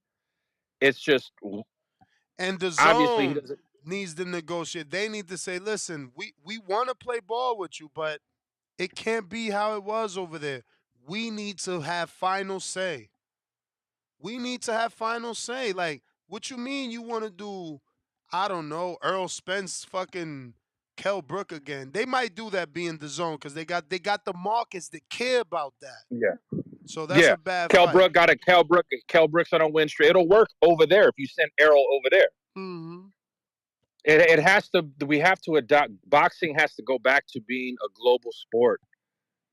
We can't just view it through American lenses. Like when I was over there watching Fulton and Inoue, it did well on Prime because Prime like we want to break into this market. We're gonna get 10 million fucking Japanese people that are gonna watch this shit. So it's worth to put up the money. Besides Canelo and fucking Tank, I hear, and I haven't heard anyone say this, so I'm gonna be the first to say. I heard the Amazon Prime deal might not go through because of that Inoue Amazon Prime deal and Todd DeBuff having a pre-existing relationship with Amazon Prime for boxing because of Inoue, and that might be something because everyone knows ESPN in 2025 might not re-up with Top Rank. and you're alluding to what I've heard. That's where Top Rank wants to land after the ESPN. I hear It's Todd DeBuff. the whole market. Their whole market's changing. Everything is. It's got to be global. We can't look at it boxing anymore through just American lenses. It has to be like. Go ahead. I was just gonna say I heard Todd DeBuff was like, you know, uh, had a big percentage, or you know, had a lot. The lot of the responsibility went down to him on closing that Inoue Amazon Prime deal. So. And they was all out there. Now you know how some promoters they got a fighter overseas that fights they don't even go. I saw Todd You may DeBuff feel there. like it's your time, I saw Carl but it's Moretti not your there. time. Evan Korn. Like they was all there for that Fulton fight. So like and then they have it's well documented. Like they struck that deal. I knew it did great numbers over there. Mm-hmm. So you're right in the sense of like Amazon has a relate. They did one boxing event. Okay, they have some data like, okay, this is what this guy does. You're coming to us with what? What do you guys got to offer? Okay, I'm gonna do my due diligence. Damn, what did you do at all these other 7, 8, 9 networks? Why are you here now? You have to ask that question. You have to ask, like, did these people that think that these executives aren't asking those questions, that it's really delusional. The only way that question doesn't get asked is if they didn't do the research. And you know, if you buying And a I sent you house, that article. Remember where the CEO is Amazon's like, I got to check what we're spending content on back in September. I'm not just giving away money no more. mm-hmm. Where do you think they land? That's, if you're a betting man, if you had to twist your arm, it's the betting show. Well, based off Ellaby's tweets and these latest reports, no one said Netflix. I keep thinking, why not Netflix? They're huge, right? Are they bigger than Prime? I don't know, cause They're the biggest at Ness. I heard it this morning on Bloomberg. The first app people go to on their smart TV is Netflix. Netflix is like Uber. They have the brand awareness where like anything streaming, everybody checks Netflix to see what Netflix has first. and you're right because my wife always got Netflix. I'm the one that goes to Apple or Prime. Like I'm tired. I actually dislike Netflix because I feel like they're OD on voiceover movies. I don't want to see dudes talking fucking I don't know whatever language, but then someone else is talking American Yeah. voiced over. It just doesn't even look right. I And barely I'll go to go further. Netflix. My I go wife to has to make Netflix. me watch it. I go to Netflix on my VPN because Netflix UK got way better stuff than Netflix America. It got stuff that I got to go to other apps for here, but they have it all on Netflix over there. So it's basically Netflix is kind of like DAZN's kind of trying to be like Netflix over there. Like if I'm in the UK, DAZN, I get the NFL, I get all this other shit just on one app. Bro, we might need to do that. Like, no But bullshit. you're right though. I could see. I might need to get a Go ahead. VPN and get a UK DAZN because they get free pay-per-views and everything. Oh yeah, I do that all the time. Go to Proton VPN. I pay $7.99 a month. Shit, I never use that, bro. Is that I hate like VPNs and I don't want my shit. It, It's in the very middle of a easy. fight, I don't want nothing to pause my fight. No. I've never had a pause because I pay for the service. So I pay for the VPN. You get a good connection. You're on just a different server, but no thanks. I'll cut it with this. You still I got do think another Al's one, gonna. brother. You get your I two still think calls and your free okay. calls, so it's on you.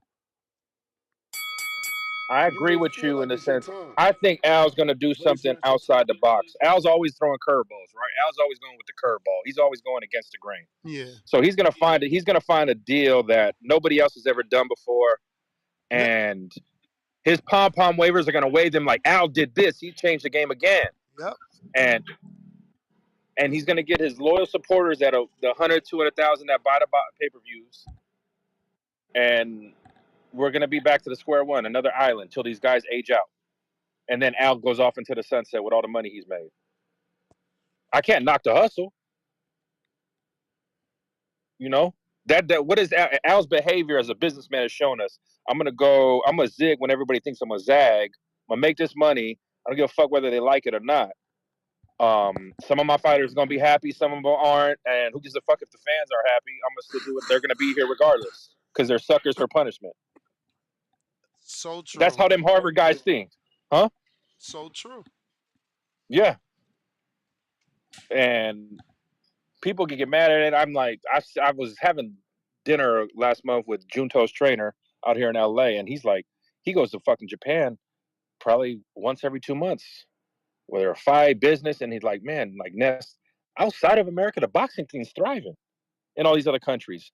Dudes are legit. There's journalists making money. They're reporting on boxing day to day like beat writers for baseball and basketball outside of America, which is crazy. Bro, but even the YouTubers in the UK, because the fight Yeah, fans in the UK like boxing so much, they get ridiculous. I mean, have you seen some of these guys' cars? yeah. Yeah, Ness, have you were out there? They're like boxing fans in the UK. They're like UFC fans here. They get there at the beginning of the fucking event. Hell yeah. No, As soon as bro. the doors open, they The there. UK, the only thing, the only issue I have with them is that they're very mean. They get drunk, but like Yeah, that's outside of it. that, they love boxing like a motherfucker. You get the soccer element of the fans where they get rowdy with their drinking. And say, yeah, it can Yeah, I be a mean headache. they But threw a beer at Wilder, like on Wilder, not at Wilder. They threw the beer yeah, no, on they get Wilder. Like they're they get terrible. you get a lot of that soccer crowd in there. But it's minus that, it's a fucking event. Even if it's a small card in the fucking O2 or the copper box, them motherfuckers are there as soon as the doors open. Word. I Or see but my boy yeah, Coach Malachi. You better jump on this coach, motherfucker. get on here, coach. I got some ham, hog head cheese sandwich. I got some chitlins and some that corned beef hash that you got to open with the little key. But that's my call, Ness. Keep doing Appreciate what you, you're doing, champ. Ness. All right. Let's see what we got. You may How feel like boxing it's your time, works. What up? but it's not your time.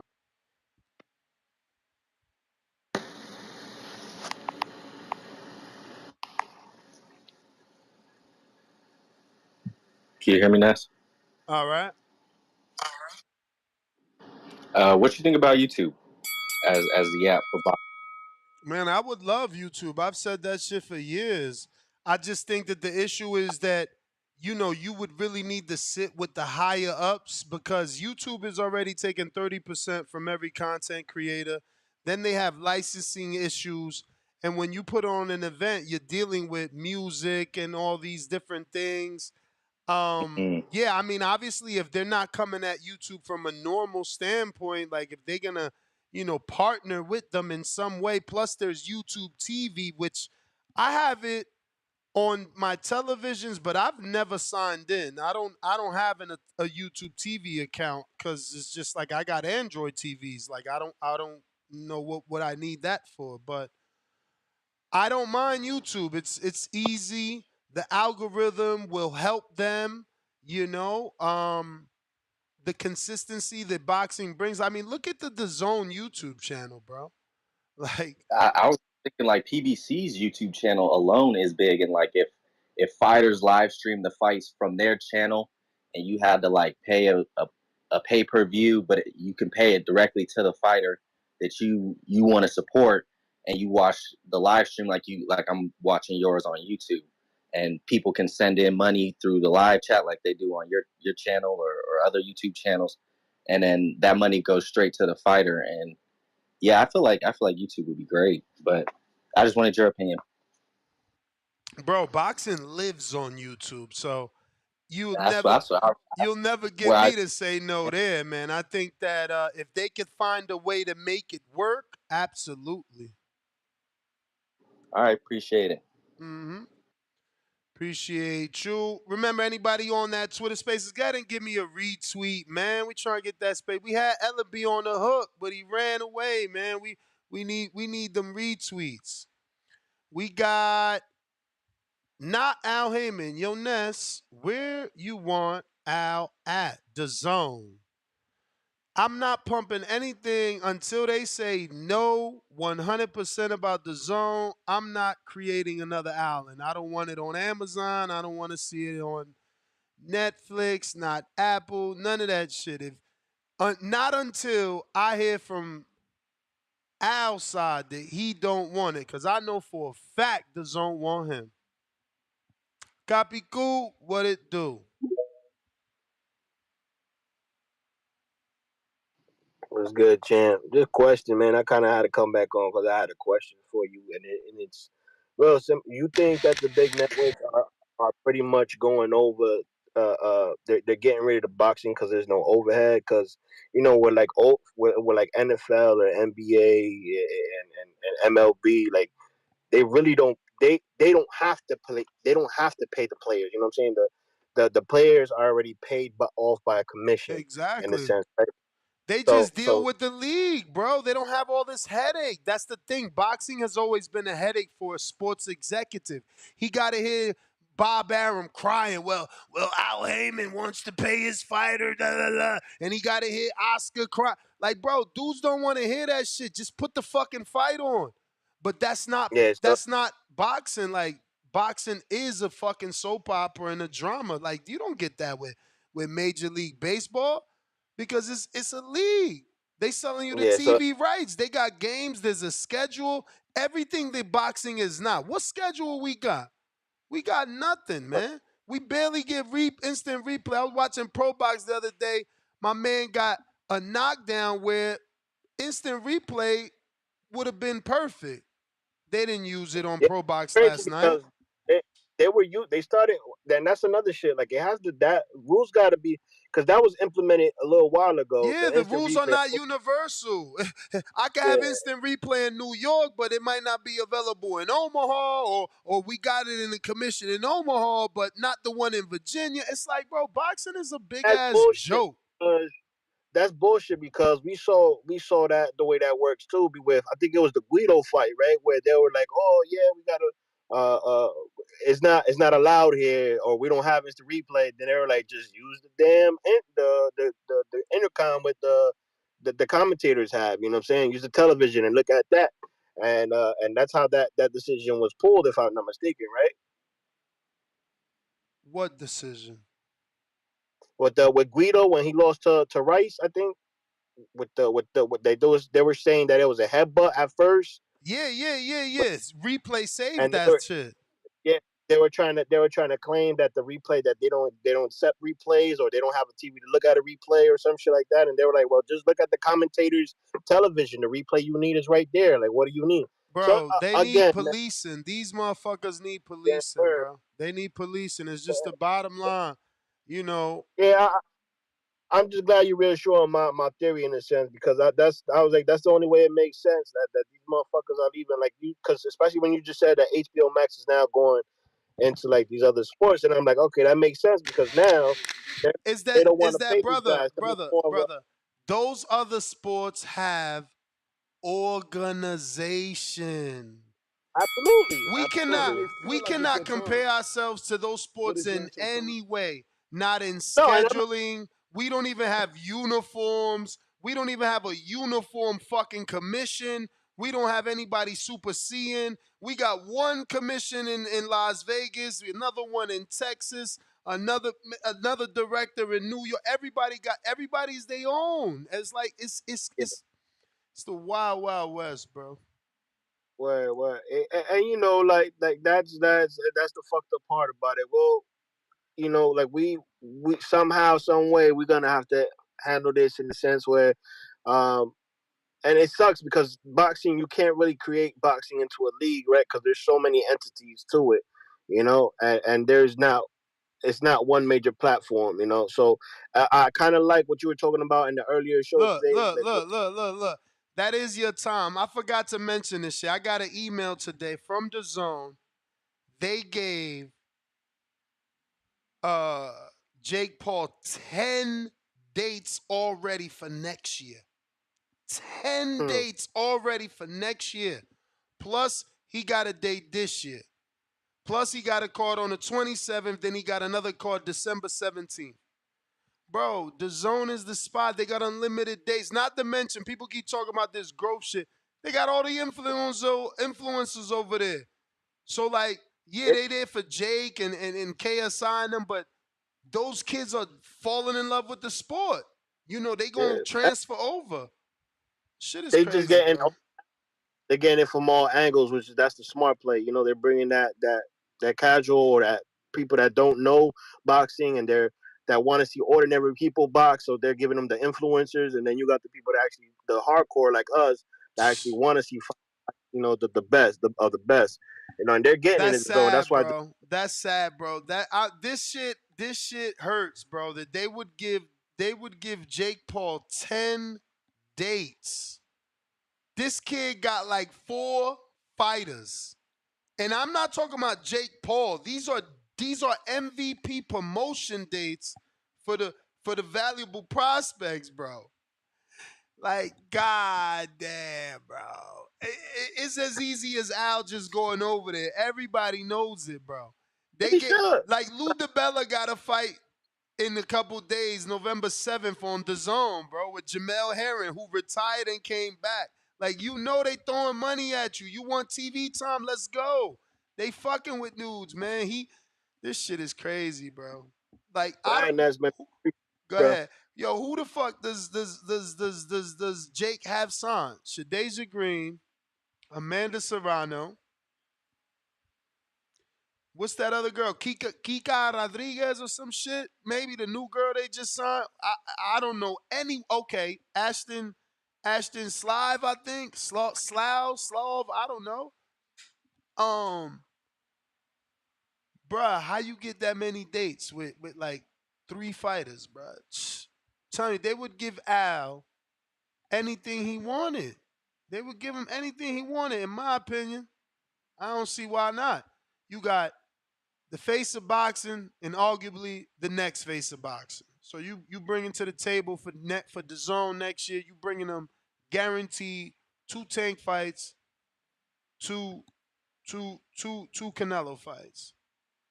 You know, you bringing them the return of Earl or at least the Earl Spence Crawford pay per view rematch. You know, I mean, there's so much you bring into the table, but you got to strike now because them dudes getting old. You feel me? Them dudes getting old. Like, I'm not paying for this December. I'm buying Devon's pay per view. I'm not buying that throwback. Throwback Thursday shit. They can keep that. Fuck out of here. Danny's my boy, but bruh, like I think Danny fought this year. Did he? I could be wrong about that, but I think that whole card ain't fought since 2022, man. Get the fuck out of here, man. No. They gotta stop abusing us like that, man. How is it that they believe they could pull that shit off? Like Regis and Devon's moving up to fight a puncher. And a lot of you little bum ass PBC gangbangers gonna go buy this Floyd exhibition pay-per-view over the Devon fight. I know you are because that's what people do. General Camino, what up? Yo, Nuss, what's good? Chilling.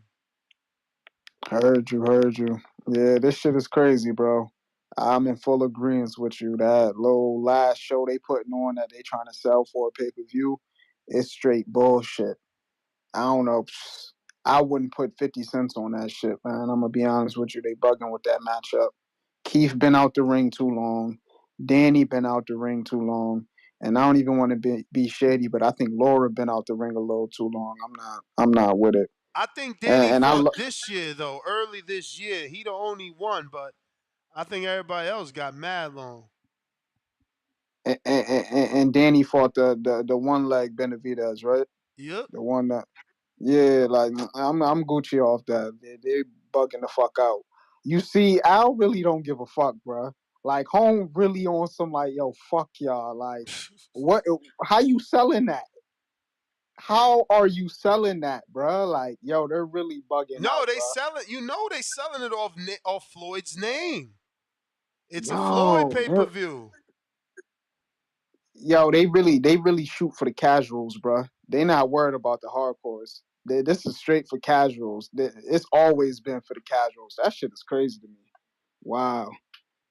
Because like at this point, bruh, like I love Floyd to death, bruh, but like he need to. I'm good with the exhibitions, bruh. Like I don't need to see no shit like that unless you really gonna challenge yourself. Because he doing Mikey Garcia in the exhibition, right?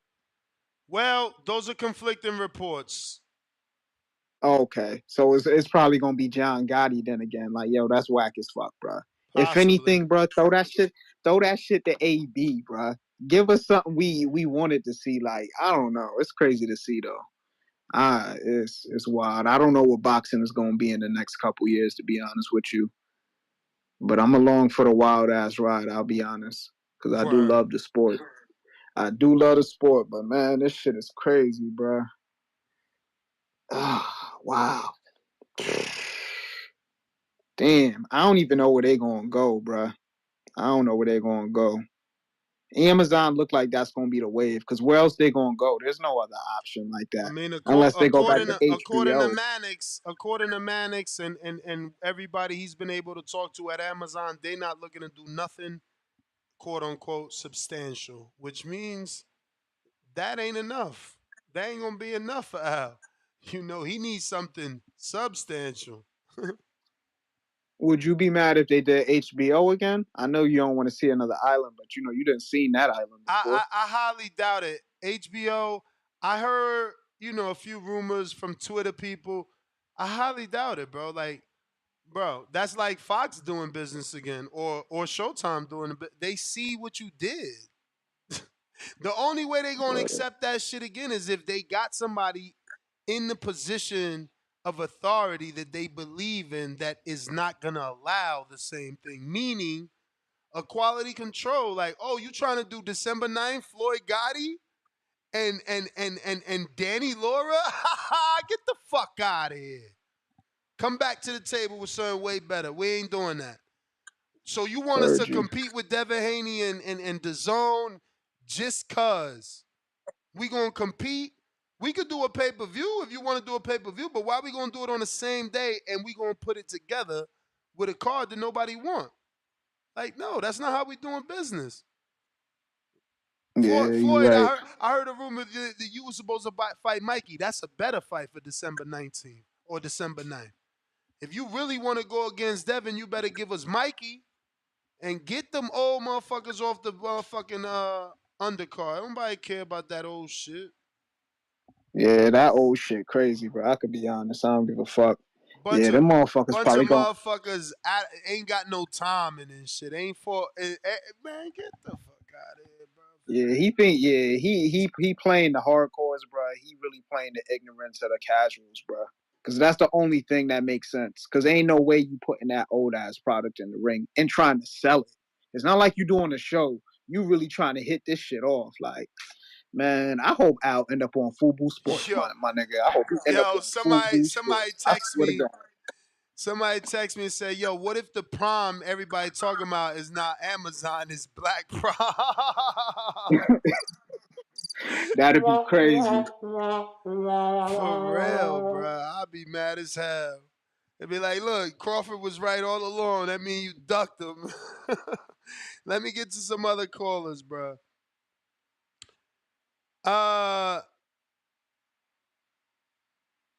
Venom, what up? Coach Malachi, if you trying to get on, you know you got a request. Yeah, you need to get Coach Malachi on I've been here. trying to tell him to come on. I told him to come on. And he lurking. I'm assuming he don't know how to work it. Like Nah, he work. be on Twitter. I mean, I don't know if he do. I don't think he does Twitter. So he do Twitter live streams though. But as far as the topic, yeah, they ain't trying to be on the zone. I kind of expected that, but it's a good. I think it's a good thing that Amazon's turning them away, just for the simple fact, like people keep saying Amazon was going to put in all this money, which we never knew if that was a fact. We were just guessing. And I think they'll do better on HBO than on Amazon, to be honest. I think if they went back to HBO, they do better. But Man, I don't see how HBO taking these guys back.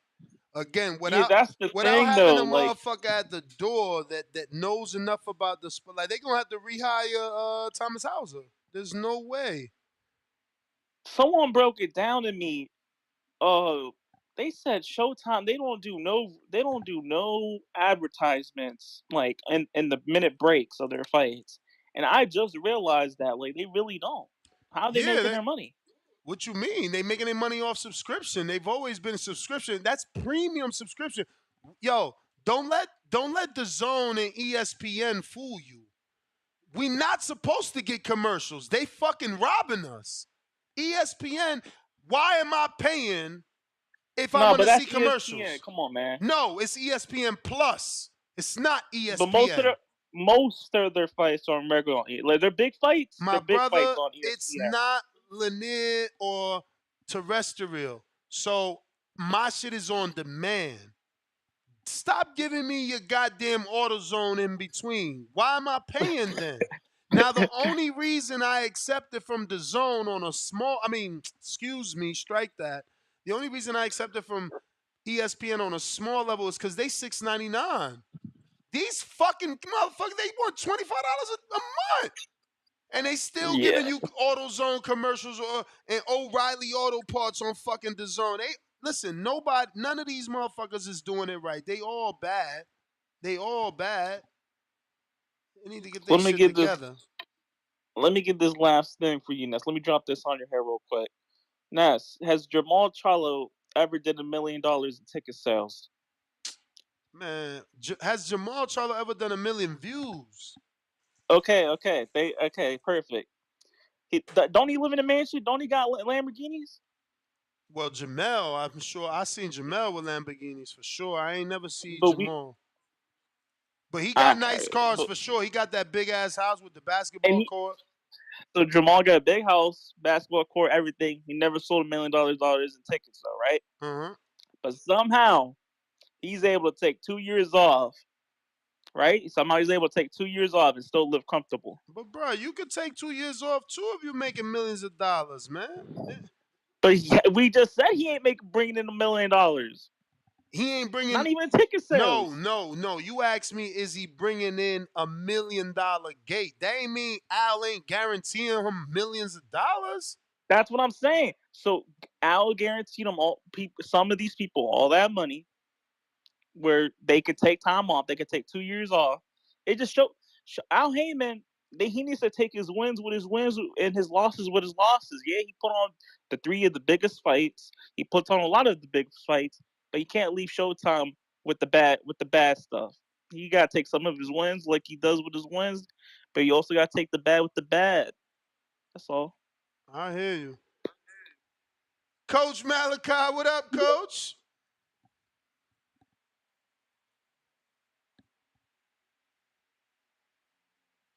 Coach, you gotta unmute the mic on Twitter. All right, I hear you. Ness, what's good, fam? Chilling. How are you? Man, I'm good, man. I just put the kids to bed. This is very, very interesting, man. I was really shocked at the news that you put out. Of course, I watch you every day, so we've been hearing all Appreciate of these that, man. rumors. Oh yeah, absolutely. you the first. You the first. Uh, big channel, the only channel, big channel. To be honest with you, you had me on your show what 3 times? You probably don't remember, but you had me on your show 3 times, 2 or 3 times. More than welcome to come back, man. Send you the link any day. Okay. We'll try to do something in the morning then, if I can. Um, we've been hearing all these rumors that PBC going to Amazon Prime, they're going to the Zone. I've been listening to what you've been saying. Ron Boy Fresh hit, listen to what he said when he called the show, and I do get it. If we can get as many, we can get PBC over there on the Zone, then you're hoping, you're optimistic that hey, we can cut a lot of red tape, no more wrong side of the street, stuff like that. Yes. You're a hardcore boxing fan. All you care about is just seeing the fight. So whatever it's going to take in order to help cut the red tape, let's do that. So you're saying you want to see what's best for the sport, and then now, I haven't heard the Dan Raphael interview, but I heard what you played, and I'm like, damn. So what we've been hearing has been totally off base. I don't know where the rumors come from, but I also heard that PBC may be going to Azteca, and I What? think it's Mexico. Yeah, that's what Nah, I there's heard. no way, bro. How is No. look at all the American fighters they got. That's a strictly Spanish channel. Like I had Azteca when I had cable. Like, and you need cable. Like, how would they do that? Bruh, Azteca TV. man, it's on man. Somebody put it out there on Twitter. You know how it is on Twitter.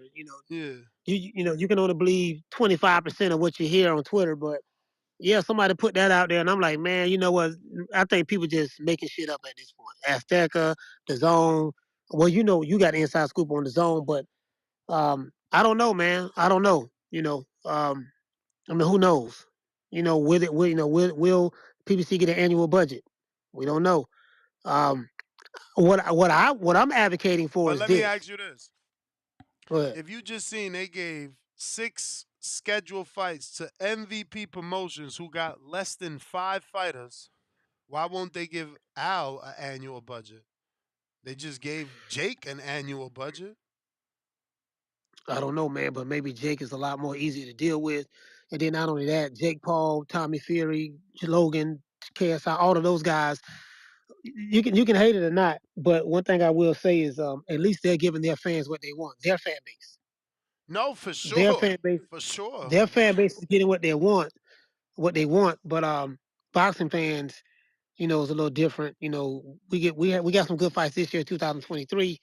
But I don't know, man. So if they gave Jake Paul that money, they know he good for it. And Jake is going to hell. You saw how many followers he had. That man have like 23 million subscribers on YouTube. Um, 18 million or something on Twitter followers, Yeah, but that's one. Instagram. So That's one person, right? So one person. Yeah. Al brings that. Let's say his complete stable only amasses to 15 million Instagram followers and 3 million YouTube subscribers. He's still bringing the talent. Like Jake is Yeah. bringing the audience, but they need to show that audience some talent. Like, you know, we ain't all watching Misfits. I bought it. I'm a dope fiend when it comes to this boxing shit. But like, not everybody watches Misfits, so you gotta have real boxing too. So yeah, you like the strategy should be, yeah, we got these Misfits dudes and the Jake Pauls and the KSI. They bringing in a new audience. Now That's true. we gotta get the Danny Garcias and whatever fighters still are valuable for the 35-year-olds to 45-year-olds or 55. Like, cause don't nobody know them. Like, them YouTubers. Like, I like Salt Poppy, but I'm done. He lost twice already. I thought he was gonna be good. My man, the getting spanked. So it's like, who are we really invested in on these YouTubers? Like, Dean the Great doing flips, landing on his face, gets a win, calls out Tank and Ryan. Like, he's tripping. You feel? But look, he got Ryan to reply. Ryan said, "I'll take the fight if I could fight." Dean the Great, Dylan Dumbass, and somebody all in the same day. Oh, KSI Lies or some shit. And I would pay to see it, and it would be a spectacle, and he would bring new fans to DAZN that would then see like, oh shit, what's this PBC? Okay, whatever fight we could come up with, Earl and Crawford gonna be coming on, like, cause DAZN is so simple. It's not as cluttered as ESPN. Maybe it will get cluttered because it does seem like they're trying to acquire more sports stuff. But like right now, I go there and all my boxing is in my face, and it's easy to access. Like we was just trying to find Camboso's, uh, what's his kid name from Australia? Maxie Hughes, bro, that shit took a Maxie Hughes, mission. It yeah. was a mission for a couple of us. Some people found it easier than others, but you know, they got to make this shit easy for boxing fans. I feel like they make it so difficult. No, but you know what though, Ness? I was thinking, man. I say I don't think that they really care. Like I listen to Leonard Ellaby speak. I don't think they really care about boxing, hardcore boxing, like boxing Oh fans, no, the no, hardcore boxing no, they fans. don't, cause they know Um, we here. They know we're degenerates. They know they're gonna right, get us.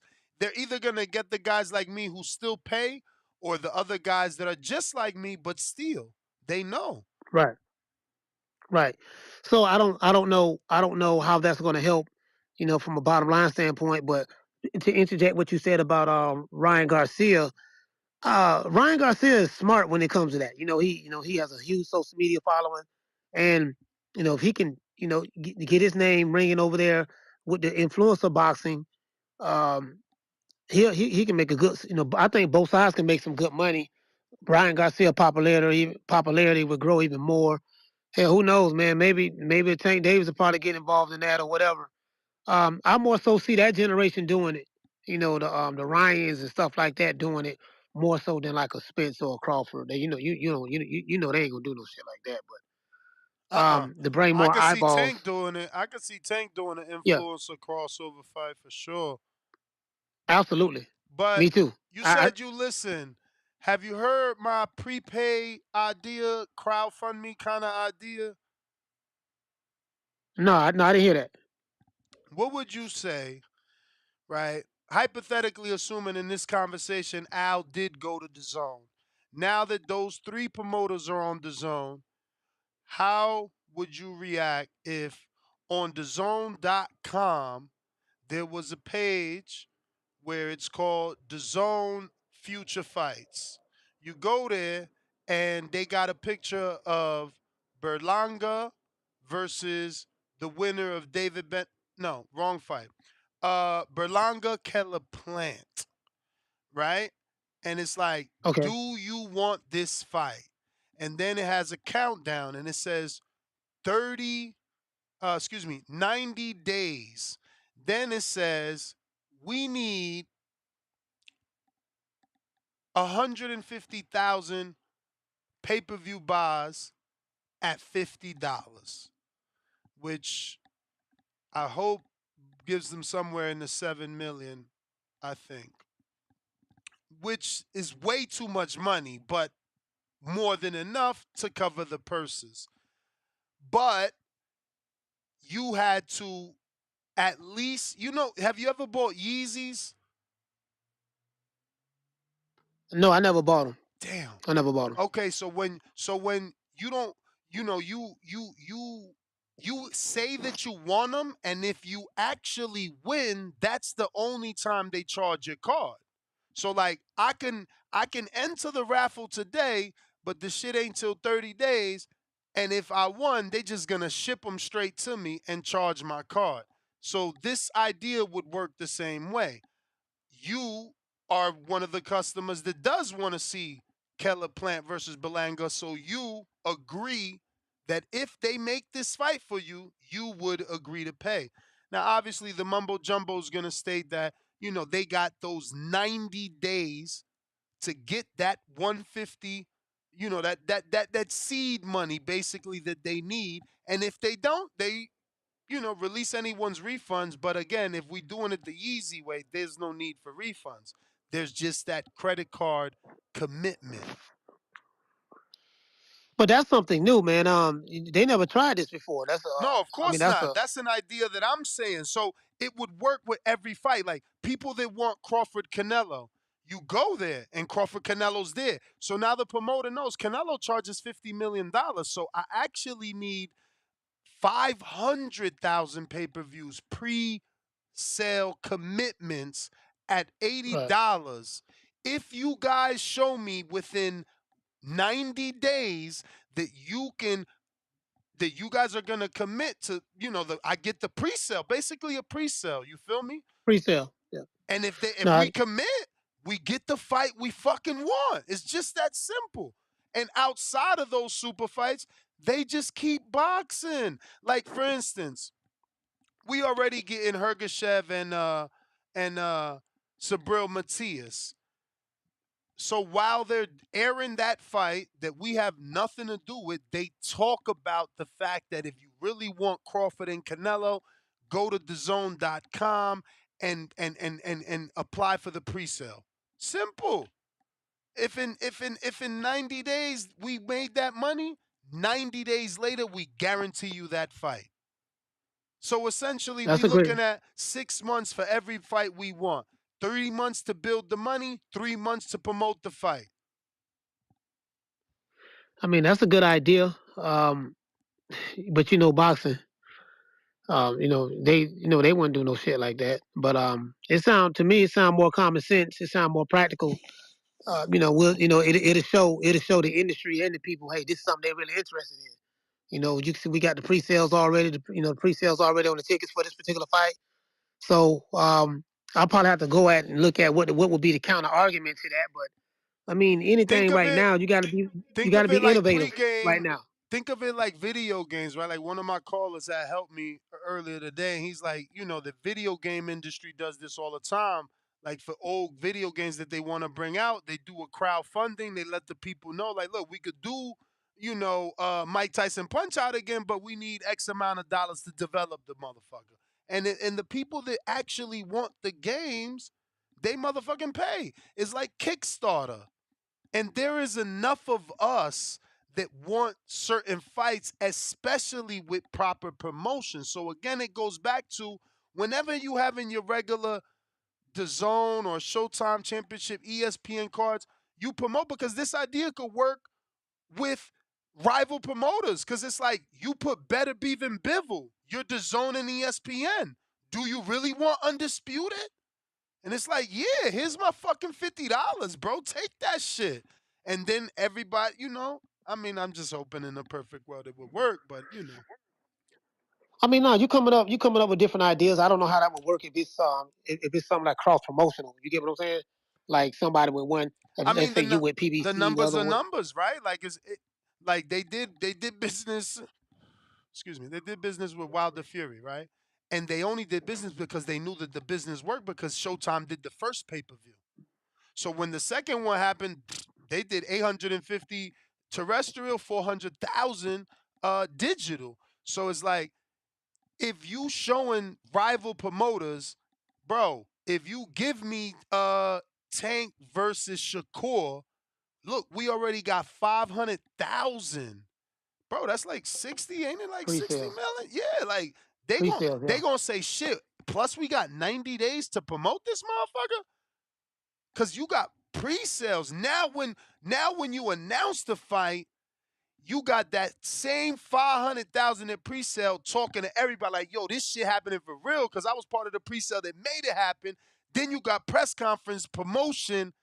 I mean, you gotta capitalize off that momentum. This is what boxing lacks is momentum. Fights just get announced. They just get You're right. You announced. got what you coming up with something like new and innovative. You know what I mean? They got to do something different, switch it up. Keep the people engaged, keep them excited, give them something to look forward Coach to. Malachi, it You helps know, you plan. Right now, yeah. you can hang up with me and you check your feed, and it's like, yo, Wilder AJ got announced. No planning. At least if they announce a pre-sale, that's 90 days, and you're like, well, damn, I might want to go to this fight. You start saving up, talk to your wife, fix shit around. The way we got boxing now, we clown. That's what I'm saying. We don't got no schedule. You could buy season tickets because you can plan. We can't buy season tickets to nothing. We don't know when nothing is happening. We don't know what city is gonna take place, what state, what country. they don't care about us. No, they don't. They don't. And I mean, pretty much Leonard Ellerby let that be known. Like, hey, man, we finding new creative ways to bring more casuals in, and I get it. I get it. I understand that, but at the end of the day, you know, something has to change. For real. So we'll just it can't stay the same way it's been. If everything is evolving, we have the streaming and people going to buy what they want to buy, and if they see that if they don't see if they don't see a compelling fight that's something that has value, they're not going to pay for it. It's as simple as that.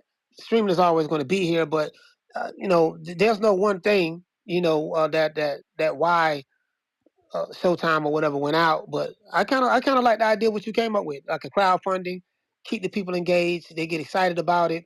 Hey man, this is the fight that people say they want it. They putting the money up.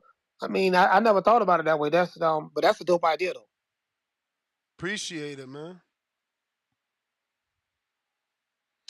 Appreciate it, bro. Yeah, Where Danny man. at? Danny is probably in the gym. He's always in top rank every fucking day. Hey man, when I come to Vegas, man, I'm stop by your studio. Let's go. I'm trying to come out there in December, so I'll let you know. All right. Coach, All man, right, I'm gonna appreciate fall you back. jumping on for sure. Yes, sir. We about to go all night ahead, baby. We gonna send a link to my man Punch Drunk. He just interviewed Oscar De La Hoya, who agreed with Ness's idea, according to Punch. In the meantime, in between time, no, it's not my man Chris Carlson. What the fuck? Chris, Yes, sir. what it do?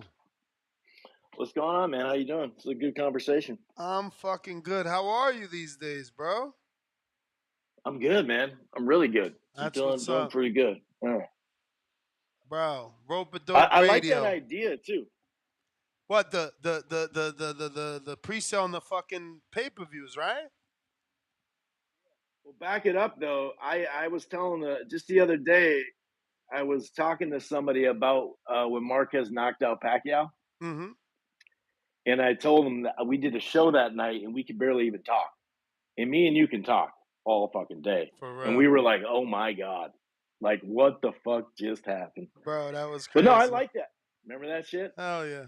Um, I do. I think there's legs there. It's outside the box. I don't know if you could do it for every fight, but I like the idea of the seed money thing and the crowdfunding. It's worth a try. That's for sure. Like you said, I don't know if it'll actually happen, but I like the idea because it does line up with making sense in a lot of ways, especially obviously on the hardcore level.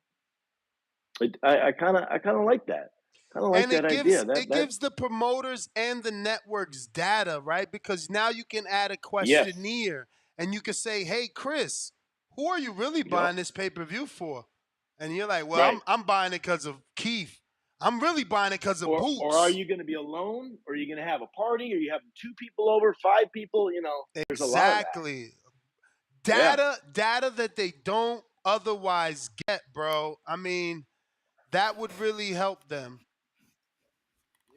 Definitely. And I get the idea of the less yellow tape with the zone and all that, and it in some ways I do think it would work, but until the thing is, if PBC goes there, you just said, MVP, and I like some of their prospect stuff, by the way.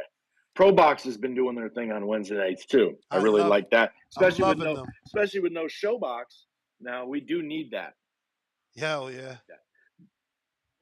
But the MVP thing, they gave him those dates, but then where's Golden Boy's dates? Then they get some dates in there or no? Well, I, You know what I I mean? mean, I don't know. Did you hear any rumors? I heard Golden Boy's on a month-to-month deal, but I got Punch That's what Drunk. I've always heard.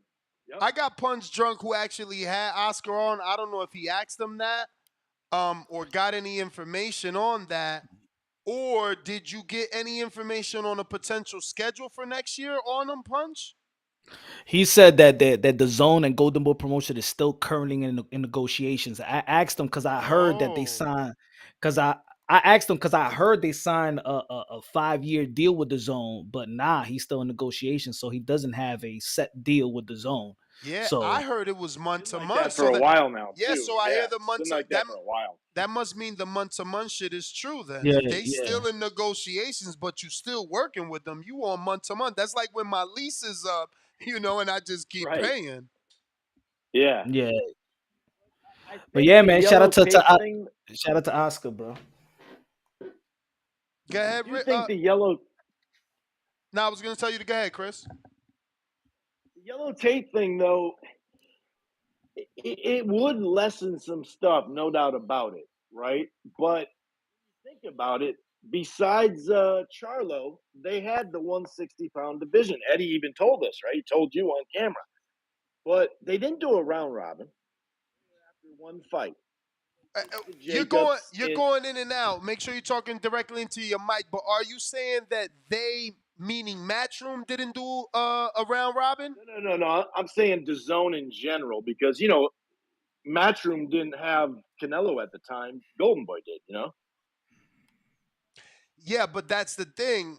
Nobody wanted to do a round robin if they'll like Canelo, the Canelos and the Tanks and the Oscars and the Floyd will always be the problem of the Yeah, the sport. business gets in the way. Yeah, because those guys everybody wants to wait for those guys to give them an opportunity. Right, but that's what I'm saying. The yellow tape wouldn't go away though, because PBC would have its own dates, its own assets, its own budgets. Everybody would have their own game plan still. You still got managers, you still got that. Look at Munguia and Berlanga. We can't even get that fight. But that fight is Golden Boy. But that fight is being talked about at least. That fight is being considered for next year. Right, but we didn't get it, and they said we were going to get it this in the fall here.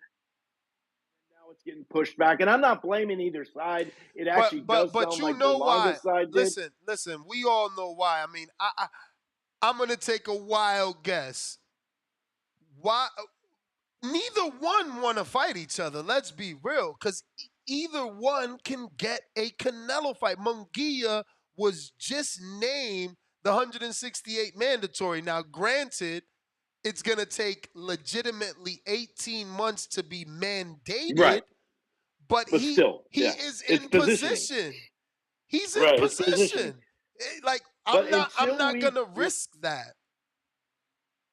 Exactly, but what we need is, we can talk about realistic stuff, unrealistic stuff, somewhere outside the box, inside the box, but until Top Rank, PBC, Golden Boy, Matchroom USA is bought up fully, one entity, you're still going to have the yellow tape. A little less sure. I just don't think. I mean, just based off me, right? Like, if someone bought me up, I would have a hard time not doing what I'm doing. Exactly. So Bob, and everybody's talking about Heyman's ego.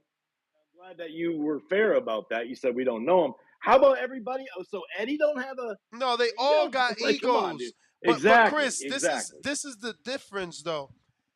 They all got egos and they all have businesses. So you got your Coca-Cola, you got your Pepsi, and your fucking ginger ale. But the difference is we're on the same network. It's one common goal. Now, yes, we can have a competitive nature to try to outdo each other and bring, show the zone and the world that my gate generated more than an Eddie gate. Show the zone and the world that my fight did more views. But at the end of the day, you could have that on one entity anyway, because it's not like they'd fire everybody working at these entities. You know what I'm saying? I'm just trying to say that by them all being on the zone, and again, the way the zone is established, we all know McCroskey has a seat at the table. So it's like they at least have someone with quality control where we didn't have that on HBO. Al was able to give us fucking Berto Freddy Hernandez, and we were okay. But see, that's the thing, though. HBO didn't get out of business because of Al. Shit, They got out before Al. They got out of this already in decline before Al even got into business. because Just go look at the budget. Yeah, because we're going. We were always going in this direction. The future was always digital. Yep. It's just, those guys. Yeah, but that's not why. That's not why HBO went out. Well, in terms of their boxing budget, they cut it every year. I mean, they were giving it was $100 million at some point. They were giving, and towards the end, it was 40. Not even. You're going 2 years, out. It was more like 25. You there? I'm here. You hear me? Yes. Yeah, but that's what I'm saying. Like, we keep going back to just Al. And it's like, dude, this shit's way deeper. The hardcore thing, I mean, we're old school enough, and I'm even older than you. It is deeper because, I mean, there was a report that ESPN because lost HBO's like 35%. the one who cut down. Yeah, but HBO's the one who actually, we got some great fights and legendary nights, but if we're going to be honest, the exposure went down once it went there. And then pay-per-view came along, and you know what I mean? There's a lot of stuff that people don't. I don't say the exposure went down because, I realized that.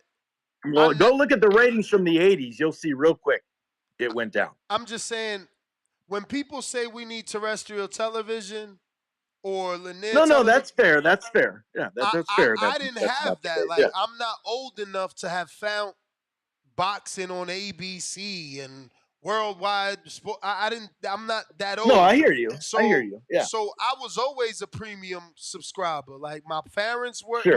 My father introduced me to boxing on HBO, and then when I was old enough to buy HBO, I had HBO. Like, so all that shit about growing it on regular TV, I don't know that it necessarily needs that. You just need a good product. It's just a good product. And well, it's beyond a good product though, because it'd be nice to have like a ESPN Plus type of deal, because you still have somebody pushing that app. That's the problem with DAZN. They don't have a lot of push in the US. I'm talking only. Yeah, but they don't have a lot of push here. Advertise, bro. Like, I mean, what are you bringing to the network? But they really don't. Okay, but what are you bringing to the network? What are these fighters bringing to the network? Because no one's signing up for advertising money. Like, the advertising money's not enough. That's why we ain't back on terrestrial TV.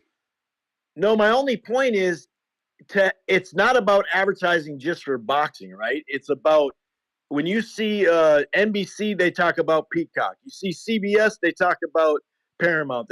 I'm saying that bigger, force still talking about your app, not necessarily what I'm, just boxing. Like they're gonna lead with boxing, My only question to you is, why can't we have the bigger talking about the app just be advertisement? Why can't we just advertise? Because that costs a lot of money. You're not in-house then. That's a lot of overhead, Ness. I mean, you gotta spend money, bro. You gotta spend. No, you're money. right. You're right. But how much more money can be put into the sport? And then we're going to talk about dates. Who's going to get the dates then? Who has the first priority over dates then at the zone? But what priority? Like, what? How many Saturdays is Golden Boy giving you fights?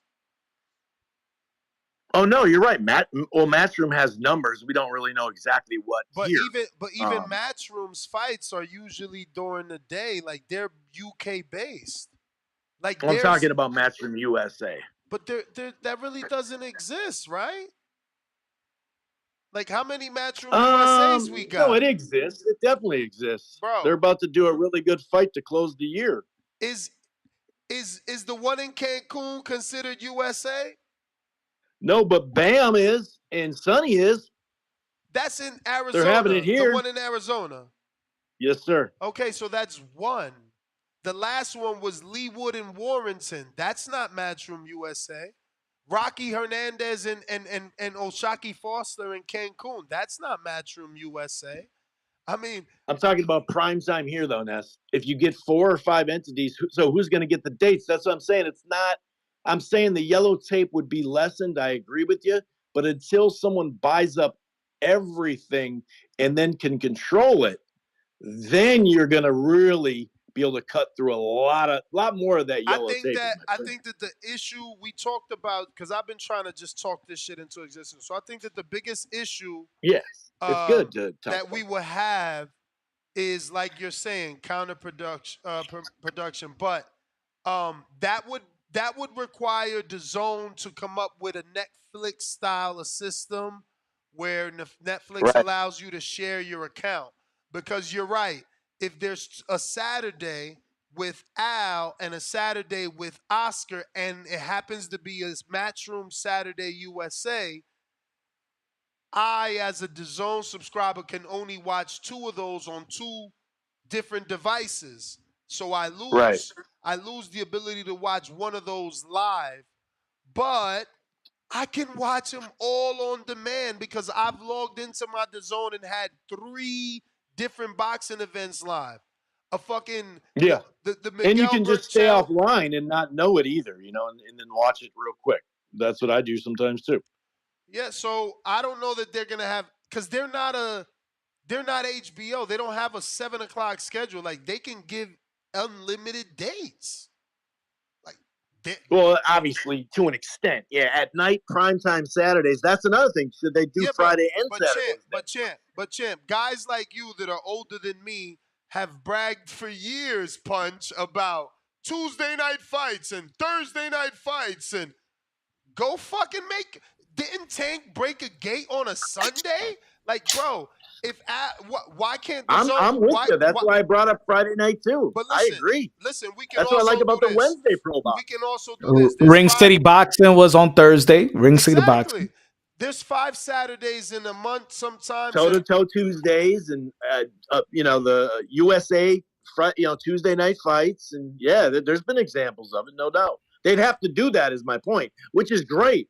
But who's going to get the Tuesday compared to the Friday? Who's going to, because you still got a gate to sell.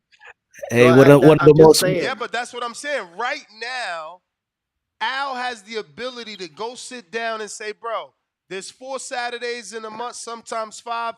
Give me 2 to 3 of them Saturdays. Give me every Tuesday. Give me every Thursday. End the story. Right. Yep. Matter of fact, give me 2 Saturdays a month, and give me 2 Sundays a month. And then do like a prospect. And give me give me every Tuesday and every Thursday a month. What the fuck? Now I got Tuesday night fights for all my prospects. I'm building them. Thursdays are for my contenders. Sundays and Saturdays are my prime times. I agree 100%. Then you wouldn't have to worry about selling tickets during the week as much. Yeah, Chris, I like that. That's Chris, great. let me let you go. I got Punch here waiting all this time. But I'll get right back to you. Go ahead, Punch. Nah, piggyback off that. I think I agree with y'all, because think about it. If boxing's always complaining about that, the reason why boxing became a niche sport, because the American sport fans are paying attention to college football, college basketball, NFL, baseball, basketball. We got all these sports that back in the days it wasn't too many sports. Yet, if the Americans and high ratings sport events could be on Monday Night Football, WWE Monday Night Raw, that means that boxing could also put itself on a Monday. Of course. The American fan. Well, I wouldn't say Monday, Punch, because you and I are the same. You got a family. How many fights can you cover on a Monday night? No, and I'm not saying that I'm saying, like, I was agreeing with you, like, spread the week. Like, everything don't have to be on a Saturday. It just got to be days where blue collar people like you and I still could go to the event, because you don't want to lose your live gate. That's why I said Sunday, because Tank did it already. Floyd did it already. Tuesdays, I'm just saying Tuesdays because we've heard it in boxing. I could never see myself talking about, even when maybe when I was young, but at this age, talking about I'm going to a Tuesday night fight with my, I don't know. But maybe think about it, but think about it. People go if I'm blue collar, I gotta go to work Wednesday. 90 seconds. But think about it. Blue collar people go to a Yankee game on a Tuesday and leave out of the stadium at 10:30. Blue collar people go to a Knick game on MSG. So if Okay. we could See, go I don't watch those sports, so I don't even be knowing. There you go. So if they could go to those events, they could go to a boxing event. exactly, and Knick games go sold out. Knick games are sold out on a Monday, on a Tuesday, on a Wednesday, whatever day. Wow. Let's not forget that the most memorable fight that they said, one of the most memorable fight, Marvin Hagler versus Hearns, was on a Monday night prime time. Mm. One of the most memorable fights was on a Monday. So boxing could do it. Boxing could do it. And I think they should try it. You know what I'm saying? Like when I heard that Shakur Stevenson going to be fighting on Thursday, I ain't say, oh man, I'm going to be busy. I'm like, all right, Bro, cool. boxing fans are, but have you seen the other boxing fans? They like, fucking Thursday. Who wants this? What? Why a Thursday? It's like they never But then, happy. but That then, that to me just means more. but look at that Thursday. When does football season start? The opening day in the NFL, Thursday. Right now, there's a game on P. So people are accustomed because, and that's why I bring up the American sports fans. The American sports fan, we're going to watch it. It don't matter at what time it's going to be. And if you're on the Vegas side on your time, it's still good for no, we're gonna watch the Golden State Warriors, bro. The Golden State Warriors are the most televised NBA team on TV. So on New York, when the Golden State Warriors start playing, it's 10:30, 11 o'clock, and we watching it. Mm. So I think boxing should spread the days, and I think that I mean, I used to watch Bounce TV when Al put it on whatever day that was Tuesdays on Bounce and Spike. I watched it. Again, I literally went to Tank's fight with Isaac Cruz on a Sunday. Um, I'm Christina willing. Cruz just fought on a Tuesday. Christina Cruz out here in New York. Okay. There was a Tuesday event. But that was a club show? Yeah. What was that? I forgot the Inside name of the Boxing promoter. Insider? Let me see. Because I know Boxing Insider is now doing the Broadway boxing series that Lou DiBella used to do. Let me see. So you want me to play this part of the interview? This is the Boxing Insider, yeah. And at Sony Hall. That was on Tuesday, October 10th. You want me to play this part of the interview you sent me? Yeah, because it relates to what we talk. It relates what you was talking about. Right. What PBC should do, you know what I'm saying? I know that sometimes you have your run-ins with the Al Haymons of the world, but what will you think that they should go to the zone and go to one platform so everybody could just make easy business, easy fights? Yeah, sure. That would be very interesting. I'm pretty sure that Al will figure something out for his stable. But I mean, wouldn't it be nice to have everybody under one roof or one platform? Where we can make all the big fights happen. So I strongly feel that, look, I'm proud to be working with all the promoters. I have no ego whatsoever. I mean, Saturday night, I'm working with Top Rank and Santillon. I'm working with Samson Boxing. Nice. In the championship for the women's championship fights. I'm working with Miguel Cotto Promotions as well. So I've always believed that if you work with all the promoters and make the better fights, then boxing is talked about and fight fans are happy. So Saturday night is no exception. Yes. Shout out to Punch. Yeah, man. I mean but the thing is that Oscar always says the right things, but it's more about doing them.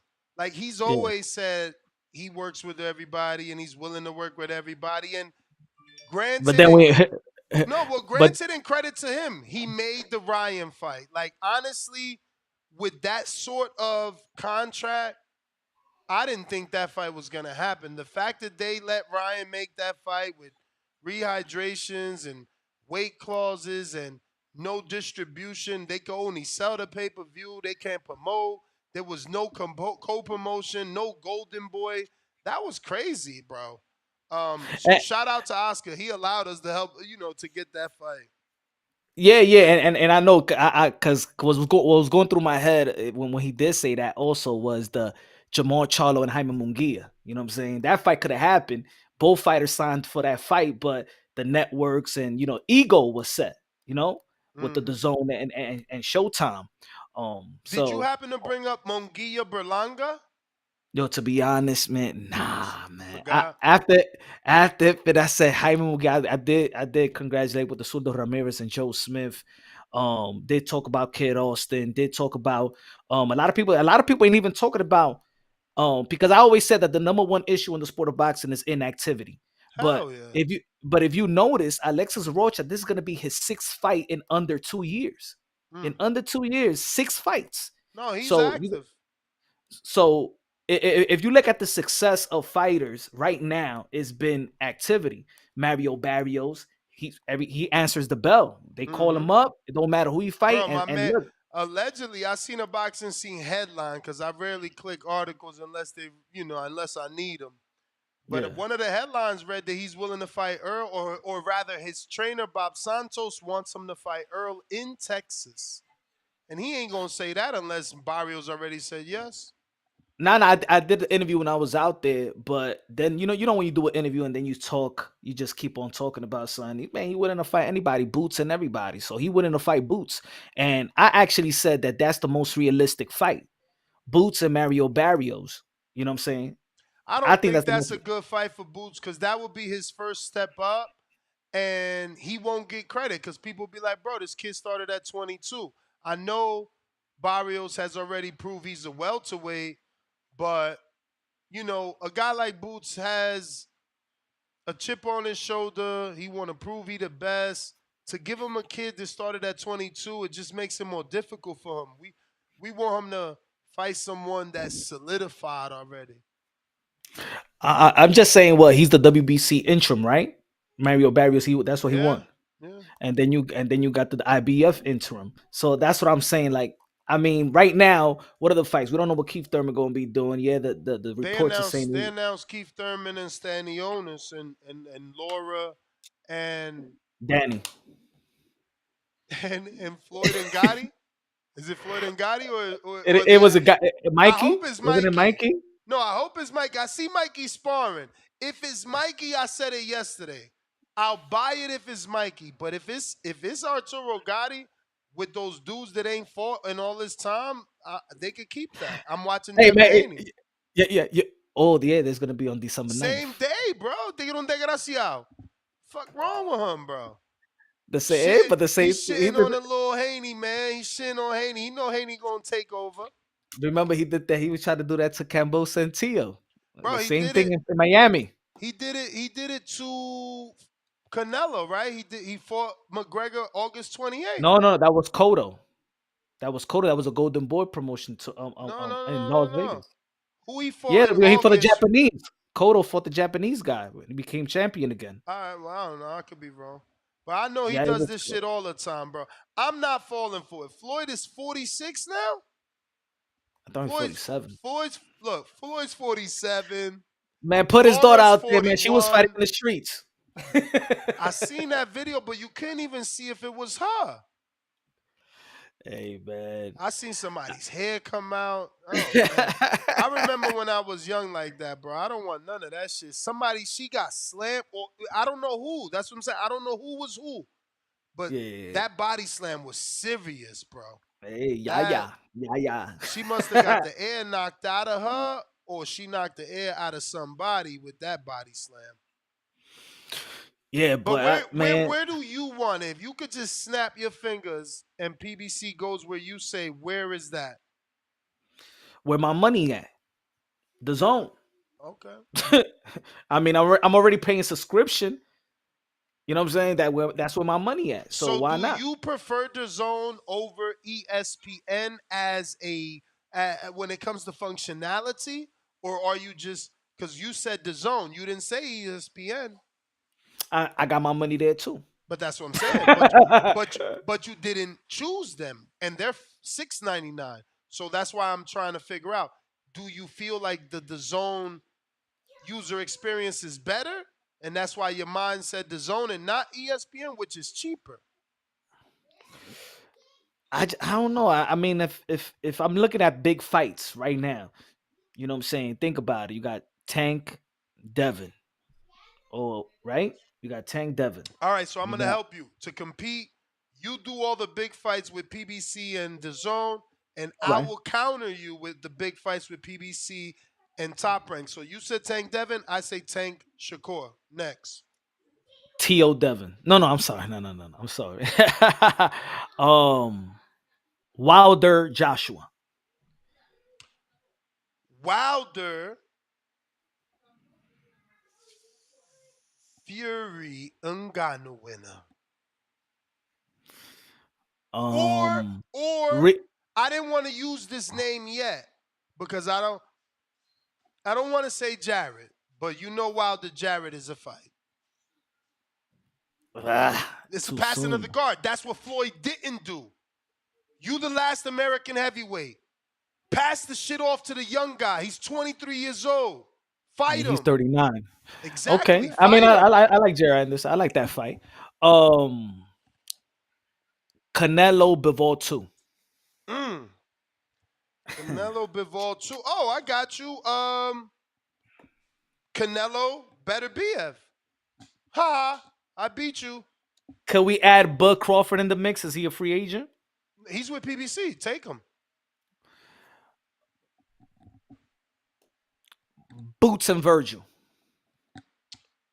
Boots and Virgil.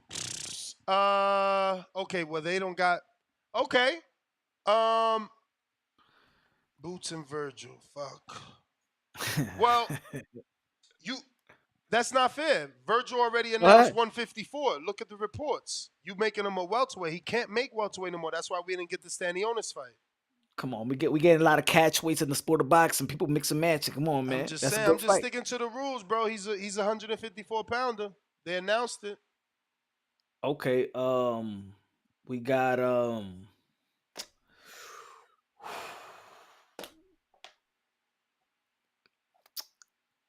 Berlanga. Mm. Berlanga and Jamal Charlo. So you want to do 68.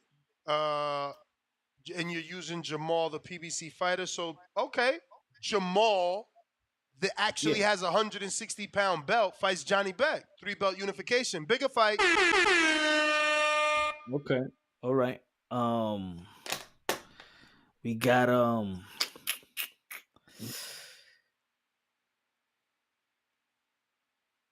damn, I don't even know if he's a PBC fighter though. I Who? was gonna say Suldo Ramirez and Badu Jack. He's Golden Boy, but that's okay because he's over there. That's the beauty of the zone. So, I would do Well, who Badu Jack with though? really Free agent, right? nobody. Yeah, really nobody. He's been fighting in I the. mean, but that's a good fight though. Like we could add that as a good fight though. No matter Mhm. what, it's a good fight. Badu But if Jack I and gotta Suldo use Ramirez. Badu Jack I mean, if I gotta use Badu Jack, I don't know that they got cruiserweights over there. I would have to say, and I don't know, is Rivas retired? I If don't even know. Rivas is not retired and he's still the Bridgerweight champ, Badu Jack, who just vacated his cruiserweight title, moves up to fight for the Bridgerweight title. I'm good at this. I could do this all day. I love this sport. What's next? but Badu Jack and Suldo's better. It's better. I don't Come know, on, it's bro. better. Oscar Rivas versus Dillian White was a fight. So Oscar Rivas knocked down a heavyweight in Dillian White. And then he went down a cruiserweight, the Bridgerweight to win that belt, which means he's way more stronger and powerful than Badu Jack, who Come on, started we the at promoters. 160 We the or promoters, man. We 168. the matchmakers, man. We need to make some money. Suldo and Badu Jack is better. I'm just saying, but that's a PBC Golden Boy. I'm giving you PBC top rank. Okay, we got how about this? Um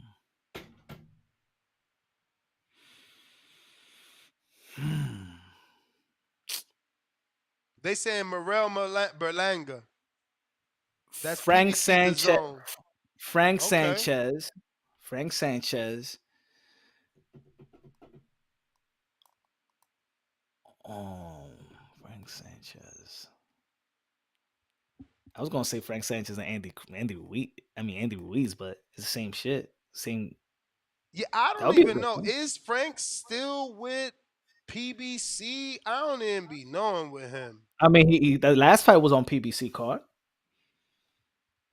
Yeah, he fights more when Canelo fights, if you noticed. Eddie Reynoso trains him. Exactly, and Canelo cards aren't always PBC cards. But I haven't seen Frank Sanchez though I mean, he fought a on on, jog, on, but that was on on the PBC. Fury pay-per-view. I guess Who you're Frank right. Sanchez recently called out right now? He just recently called out some. Jared Anderson. They sent him a contract. They sent Jared Anderson for both Cubans. You didn't know? How? Yeah, He yeah, got a yeah, yeah. he got a Okay. contract for Luis Ortiz and a contract for Frank Sanchez, but he turned them both down. He got a hand injury allegedly. You got hmm,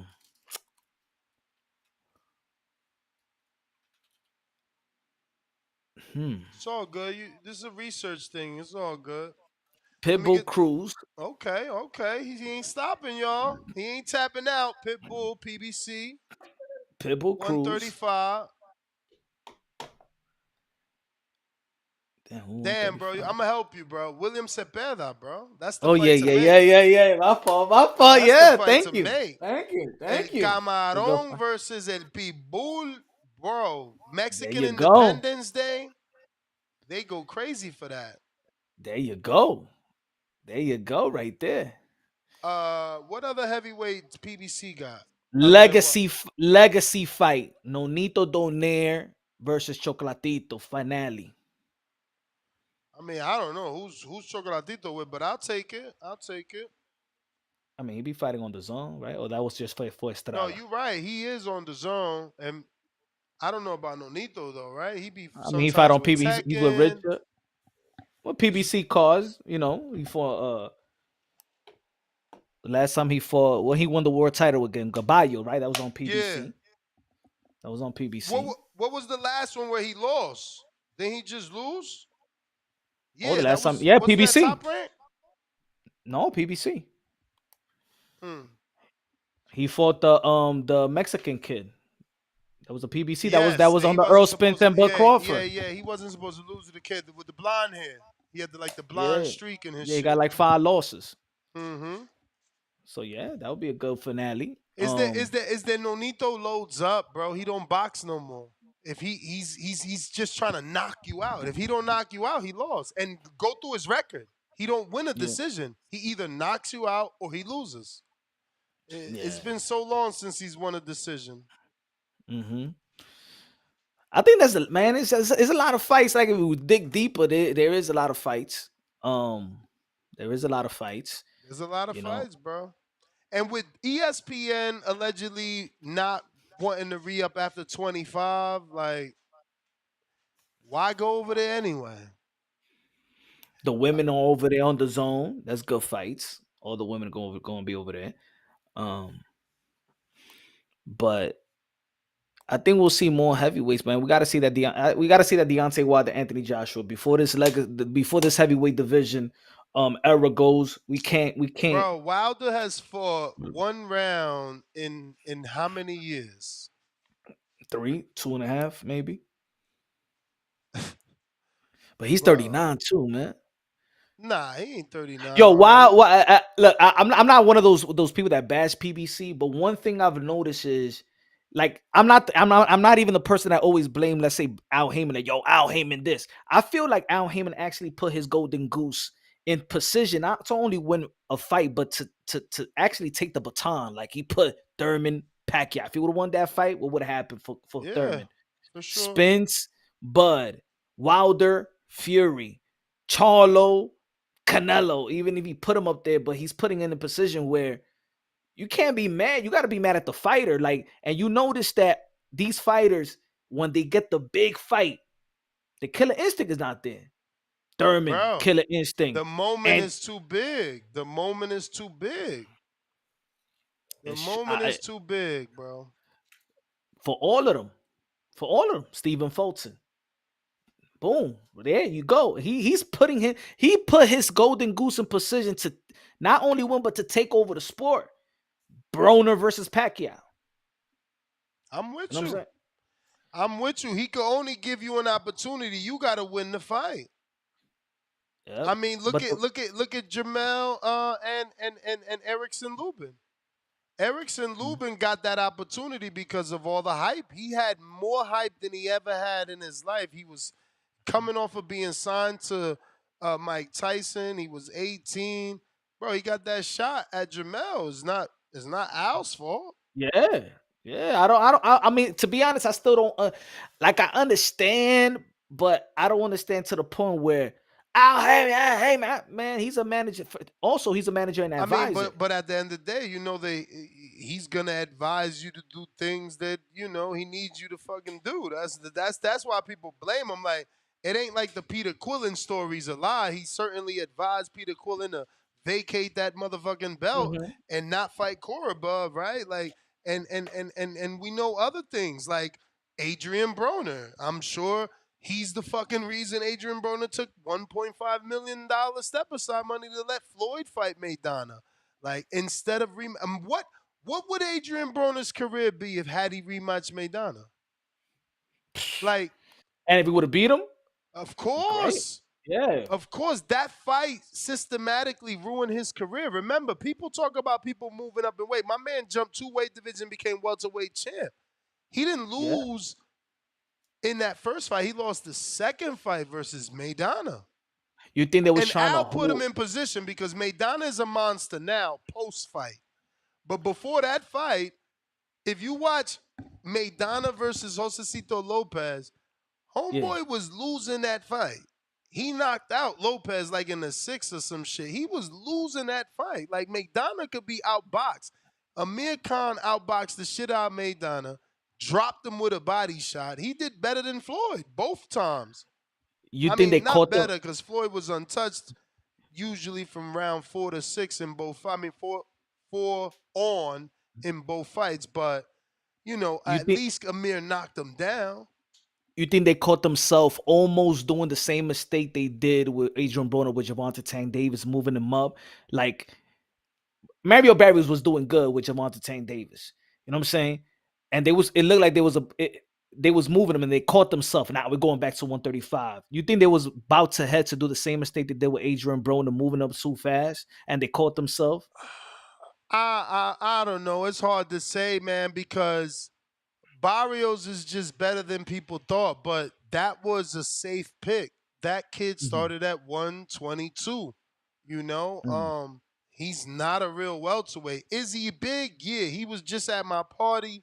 He's every bit of 6 feet, if not Yeah, yeah, more than yeah, yeah. 6 feet. Yeah, he But is. Yeah. you know what I'm saying? He still had a lifetime of weight cutting. So it's not like he's like you and me that we let our body be for our whole life and this is Mm. what we weigh. Like he's little by little gaining it because he's slowly letting it letting it add to his body because he started at 22, moved to 26, 30, 35, 40. Now you are 47.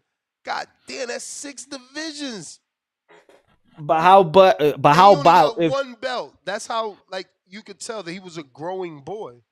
But how about if he would have never fought? Let's say the Madonna rematch, it never would have happened, but he still had the opportunity to fight Mikey Garcia, and that was a winnable fight for him. If he would have beat Mikey Garcia, Oh hell then yeah, what he he would have got blew up. that cloud back. Yeah. He would have And that was a same winnable fight. same thing that happened to Earl. Like Mikey Broner didn't do 400,000 pay-per-view buys. That's more than Mikey Earl.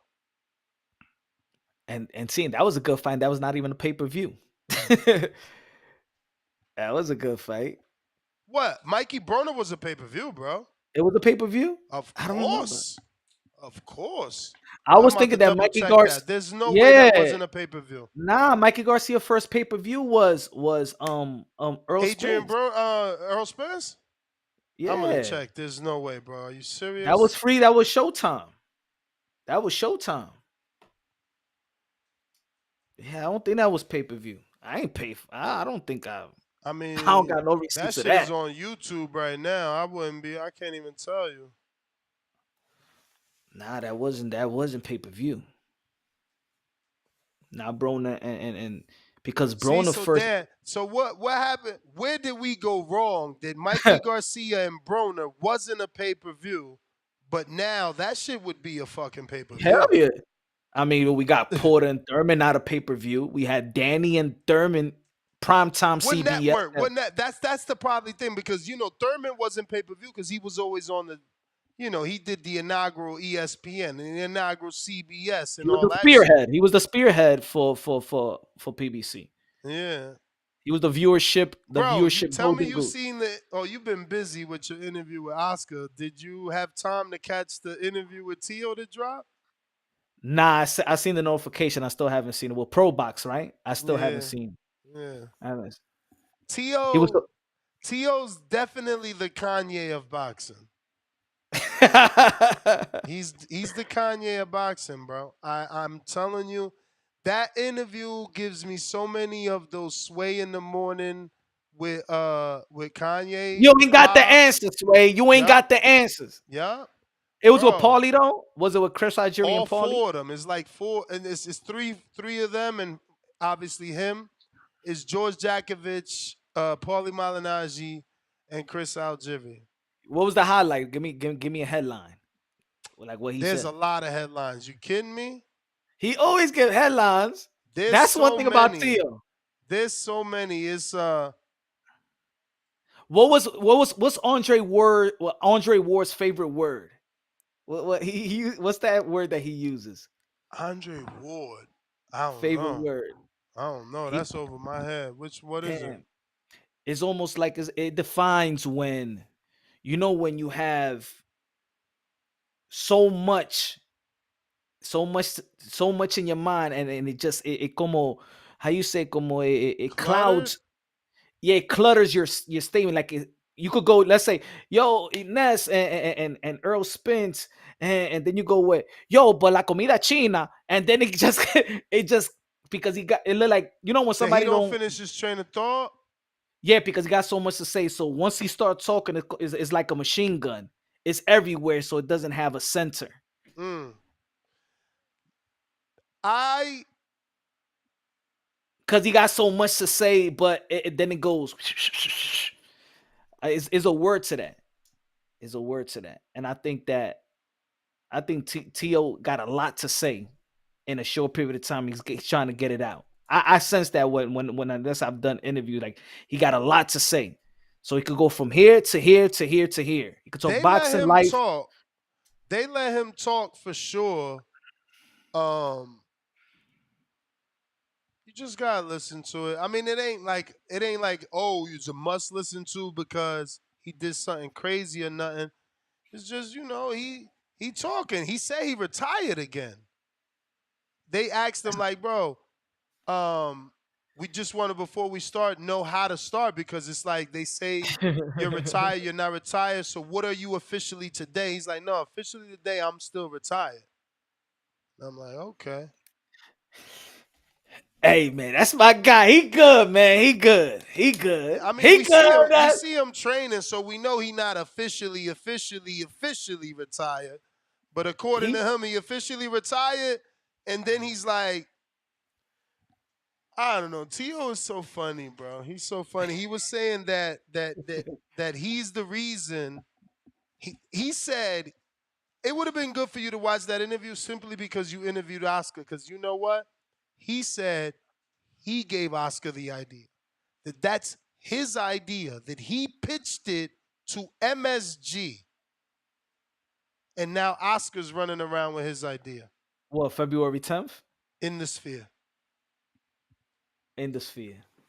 That's his idea. He said. I mean, remember And then he doubled down and said that it could still be Ryan and Tank. But then he also doubled back down and said why Tank won't fight him. I mean, he gave I asked a him. lot. I asked Oscar de la Hoya about that fight February 10th. Ryan Garcia if he beats Duarte Jr. as Teofimo Lopez. And what he He said. said he said, yeah, we could do it that weekend and probably going to be difficult because of the landscape of football. And probably we could do it the following weekend. But yeah, he's up for that.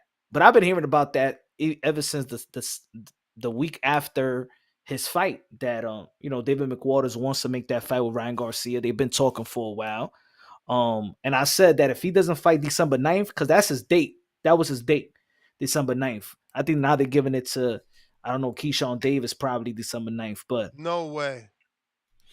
yeah, Seriously? I think Keyshawn's gonna be back in the ring God December damn. 9th. So we're gonna have 3 fights on that day? 3 Yeah, cards, yeah, 3 because different networks. that's top rank. They do the Heisman night. They never And miss a Heisman see, night. I had someone complain earlier about, not complain, Chris, but Chris brought up what would happen if, on a Saturday there was multiple fights.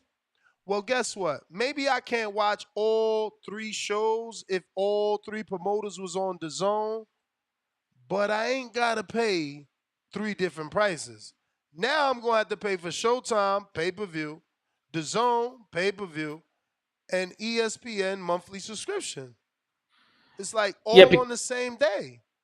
because and I actually did a video about that, and I tweeted it out a while ago. I said when they announced the Devin Haney and Regis Prograis, and I said that's a good fight, but the pay-per-view is going to be tampered with, because if Teofimo Lopez fights Jose Ramirez, because that was a talk, right, for December 9th, then it's gonna tamper with those numbers. It wouldn't be a good idea.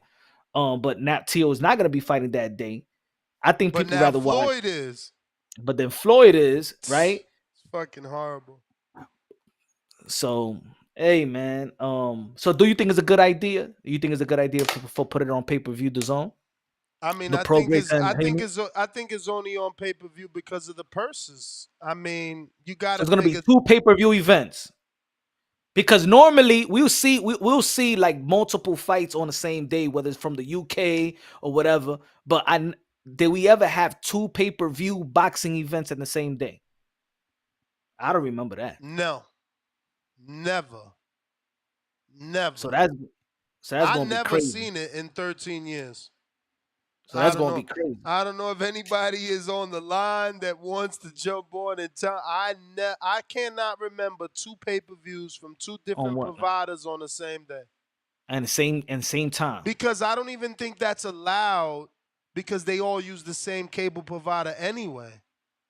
Like I don't know. But I have But let's be seen, real. but no, you can do it, because I have seen my The pay-per-view UFC? and the UFC pay-per-view. I Yeah, but see that's that all the time. You could I definitely know. buy that. But at least we gotta stay with the one that's official right now. So Devin Haney and Progress is the official one. There, Hmm. we don't. All these other stuff is Well, reported. You know that's what I'm the one saying? I'm buying anyway. Let's be real. I'm not buying Floyd and Gotti. Now, I'm gonna say it for the 3rd time. If Floyd fights Mikey, I'm paying for that, because I do not believe that Mikey is going into the ring to lose. I don't care what people tell me about exhibition. That's not how. I can't see Mikey doing that. Like, he's just gonna let Floyd beat him. When I was talking to Coach Kevin Cunningham, I asked him, you I'm not know, saying he could do, beat Floyd. I'm just saying no, I feel like he I gonna said try. I asked him, do you think that Floyd Mayweather has a chance to rewrite the wrong? An official 50-0 versus a boxer. And I asked him, do you think that that's what Floyd should do, make it a fit? He's like, Floyd could do whatever he want to do, He but I think could. maybe this is a good chance to make the 50-0 an official 50-0, not that Conor McGregor 50-0. I think that was a spit at the face of legacy right there. I mean, bro, that fight was needed. You seen the numbers that it did? He had No, to give us that.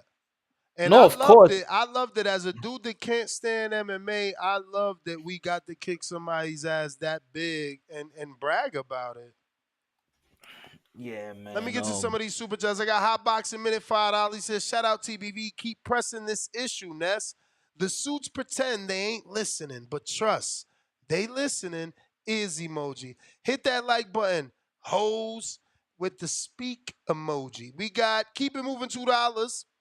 Another punch drunk versus TBV. Thumbs up emoji, 100 emoji, flexing emoji, speak emoji, 3 motherfucking alert emojis. Right back at us with another $2. That's right, Punch.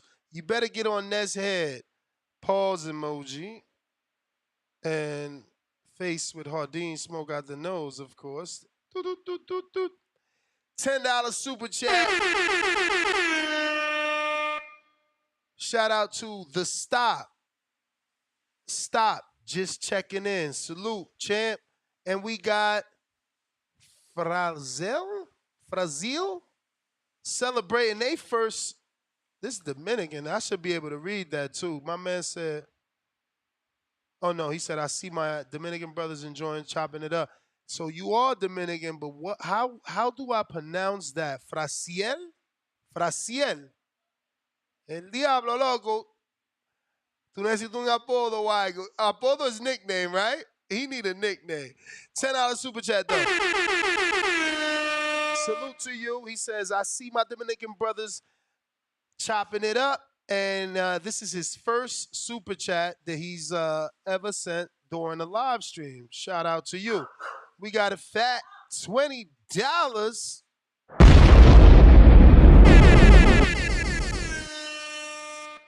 Shout out to Chip, who says, for the overtime, champ, thumbs up. You already know, man. It's not even overtime. I love this shit. For real. I love this shit. What else we got? Optimus Prime, $5. The word you're thinking of is erratic, Punch. Remember when you were struggling No, with no, the no, word? it's not that word. It's not Erratic that. is It's not that, crazy. Optimus Prime. No, it's not that one. Keep it moving right back at us. Another $2. Punch. When you come into a TBV watch party? Question mark. Question mark. Like December 9th. Speak. We ain't even got nothing planned for that yet. We trying to do a luncheon in San Francisco. November 25th, Thanksgiving, que va a cocinar? Las Vegas, Benavides, Andre. Yeah, that's right. That's right. That's right here in Vegas. I want to do something for that too. I wonder how people gonna come out for that. Have tickets going on sale? Yeah. How's the tickets moving? I don't even know. I haven't even Because checked. Devin sold over 9,000 already. I mean, think about it. Wasn't George Cambosa and Tifa Lopez on Thanksgiving weekend as well? Yeah, November 26th. I'm you know, They had the press conference. They missed the I'm with it. Thursday. I be trying to convince my girl all the time. Fuck Thanksgiving. Let's go on vacation on Thanksgiving. You know, it's not like back in the day. You remember when back in the days it used to Yeah, if be you the sit around holidays with and your house everything with was your closed mom. Oh and nah, everything was nah, nah. closed. No, I'm saying Well, like yeah, even the yeah. man, People get everything. they usually get the day off for Thanksgiving, so things do be Nah, closed. but no. Remember Black Friday? Everybody's up in the midnight. Everybody on Best Buy. Yeah, I don't even do that line shopping. I'm an online shopper, not a standing line shopper. But that's what I'm saying. That the The world motherfuckers changed. be Like, tenting. They be having tents out there. hey, yo, they're gonna be football on Thanksgiving. Everybody gonna be watching. People out the house. They going to Thanksgiving parades, and Yeah, it's but not like the thing is that the model changed, Punch. Like they only need like 150,000 pay per views really for that fight. the Like, only part is the only problem is the fly out. It's gonna be local. It's gonna be Vegas, Cali's, Arizona's. That's gonna be because think about it, man. If you want to fly out right now, you got to get your ticket right now yeah, no, it's from the always East Coast. expensive to come to Vegas. But in Always, yo. I hated Thanksgiving, living in Jersey. When I lived in Jersey, bro, I would have to look for a flight a month in advance to pay $350, and if I didn't find it in a month in advance, I was paying $450 and up to come out here. I hate it. to go back home, you see the tickets. I seen the tickets is pricing. Shit, Sunday, it's always you pricey, got to bro. go back home on Tuesday after that weekend. Yep, Tuesday or Monday. yep. You gotta extend it, but then now you paying an extra night of hotel just to get the flight cheaper. So look for B&B, champ. That's probably your best bet. Nah, I got compré Jonathan Sims, una mujer. $5 super chat. He says PBC fighters killed boxing. They the boss, remember? They ruined boxing. Decried in one word, greed, jealousy, and ignorance. That's 3, not if you bundle it. Go ahead.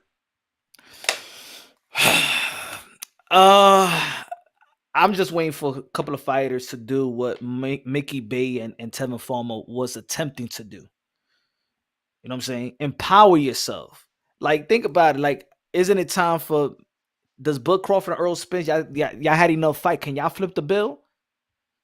When are you going? If y'all going to be owners, I want y'all to flip the Yeah, I bill. mean, but champ, you asking fighters to become promoters, managers, publicists, brokers. Like, nah, bro, we gotta fight. Like, I don't like what Oscar told Terrence about, because his tweets felt like shut up and fight and hire great representation. But Yeah. from a standpoint, I like told them to clarify that too.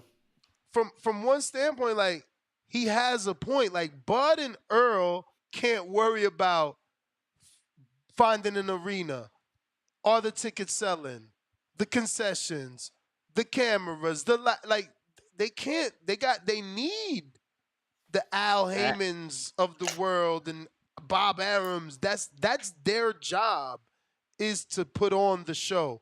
The fighter does have the power because guess what? Ain't no $20 million gate without the fighter. No yeah, I matter asked them how to good the clarify that. promoter is, there's no $20 million gate without Tank or without Canelo. He's like, man, I've been a fighter. If you would have told me, if he said, if me, that's why I couldn't do that, because if I'm going to be in the negotiation, I'm out. I'm going to ask for 80%, and then the fight is going to be so hard to make because you're going to have two fighters in the room that's going to have their egos, and they're going to want their percentage. Is going to be hard to make or But whatever. Punch, But how does that even make sense? So you telling me I'm supposed to send a dude in there and he's gonna come back to tell me what the right percentage is? that's why I tweeted on bottom of that of Bud Crawford and Oscar De La Hoya. I said I still feel that fighters should be in the room to also learn. To also learn. You know what I'm saying? I think this is a life or death sport. I think every fighter should get I every mean, outside detail. of learning, I think I should be in the room because you're talking about my life. That's what I'm This is saying. my Yeah. career. That's what I That's said. my Life or fight death. to fight or not to fight. That's my check to cash. Like, I don't understand. They weird. I don't know. The business is weird, bro. I mean, it's so unfortunate that we can't just get fights. Like, for the last 3 days, this is what we've been. We haven't even previewed Alexis Rocha and Stanton Young because it's like people don't know if this shit is gonna continue. Is PBC gone? What's gonna happen with their fighters? Everybody wants to know, like, where are they gonna go and how are we gonna see them? And then we get zero answers. Is it gonna be some buyouts? Is somebody gonna be buying out Boots and his I mean, contract? he's certainly getting bought out. He's the only Showtime fighter they got. Brandon Lee. Them two. That's it. And that's only because Cameron Duncan, I'm sure it's not even a Mhm. buyout. I'm sure Cameron Duncan has already been on the phone with someone over there finding out what exactly is happening because he could walk to Top Rank. He Who could buys go to them out? he could go to Dazn and Golden Boy and get a fucking Rocha fight. He could go to Matchroom and get a Conor Ben fight. Like, You saw the picture that he put up, Boots. yeah, next to Espinoza. And that's what I said earlier in this show that, you know, it makes sense. Espinoza only got two fighters signed to Showtime. You might as well go over there and make sure they okay, calm them down because they reading these headlines. If we see it, they see it. And not to mention, they don't even got to see it because people send them. Yo, did you see this? Did you see Showtime is shutting down? Aren't you with Showtime? So now Espinoza's phone's probably ringing. I That picture of them smiling, I told my audience, he's pro I hope he reassured them that they okay, because whatever we don't know doesn't mean Espinoza don't know. They've There's been on this rumors of for a all long these time. different, of course, there's rumors of Yeah. all these different networks that I know for a fact the zone is interested. Eddie made that clear outside of my own source, but he did an interview yesterday where he said, he would be over the moon if the zone acquired PBC. So But look at how boxing is, and who will really want to learn a long term deal with boxing? What networks want a long term deal? And I get it. Like I didn't think so. That's why I asked the questions to Oscar De La Hoya. I didn't think he was on month to month basis. I actually thought that. because I remember he was looking to move Golden Boy Promotions to Triller with Ryan Kavanaugh, and then he just said, "Fuck it, I'm going back to the zone." When he was trying to flame the zone and shit like that, and he was going to move that shit to Triller, Oscar but just doesn't have a good product. I'm sorry. I mean, you got like one or two fights with Zuldo. You got a couple of fights with Ryan, but if he doesn't win a fight, how many fights do you got left with Ryan? Virgil is so inconsistent. I mean, yeah. I'm never buying a ticket to a Virgil fight until 3 or 4 fights from now. His health, Yeah, I man. mean, how many fights has he canceled? We Three, talking no three in a 4, row. but 4. it's a total of 4 in his career. Oh, This okay. 3 now with just this guy. But if you Google, he got sick before when he was still training with Robert. Like, there's just something wrong with him, Yeah, I feel sorry for Stanionis, man. bro. And now I he feel got to sorry for fight Stanionis, Thurman, man. which is a good fight for Stanionis. But but they did him. I'm not. I think they did him wrong, bro. No, he They was did him on this wrong. show crying, bro, about not having money, not knowing, bro. Him and Cody Crowley in the same position. They got to fly over here to train. Fight gets canceled, fly back, decide not to fly back because they telling you we gonna get you something. Crowley's father dies. Mm. I mean, boxing is so fucked up, bro. And that's what I'm saying. Like every other sport has a schedule. Every other sport, not only can the fans plan, but so can the fighters or the athletes. That's This how when sport, I was gonna get the interview with Daryl Peoples. You know what I'm that saying? dude. Have you ever interviewed him? I was about to. I That set up a motherfucker meeting. has scheduled with me literally 5 times. Every day that the interview is supposed to be, I get an email cancellation. He Yeah. hilarious. And I'm I, only I, interested in interviewing his ass because his name is Daryl Peoples. Do you, He's for the people. no, but no from the shaft, bro. The Oh yeah, Dominican. people Hernandez. Exactly. I put my finger like this. 181, three Yo, in bro, that Riverside. shit. When I found that out, I was laughing, bro. But I It's funny because he's because from New Jersey. His yeah, company's on Springfield Avenue, and yo, bro, not even I was that. calling like fucking morning at 9 o'clock in the morning. I'll be calling the Not secretary. even Be like, that. oh, Not even me saying, bro, I'm from North. I'm from Jersey. Your company's in my city. Like, and I love that company. IBF is the only one that actually gives people their mandatory challenge. Like but that's what I really wanted to touch on. everybody else they find the loophole. Yeah, man. WBC will push it back. Look at Benavidez. Look at Charlo. They never got to fight the champion. WBO is IBF makes you fight. inconsistent. IBF makes you fight or you strip. Fury didn't want to fight, vacate the belt. Crawford didn't want to fight, vacate the belt. You gotta Hmm. vacate. You gotta The reason vacate. why AJ fought Kubra Pulev, he would Yep. have got stripped. Yep. They are strict with that. Very strict with that. Now, they got some lawsuits in the past. I don't know if that's before or after Daryl. Shit, who don't? But what I will say is that they are changing. Earl didn't have a mandatory Mandatory in since 5 years. Campos. So they No. obviously got some sort of Hell yeah. bullshit going on.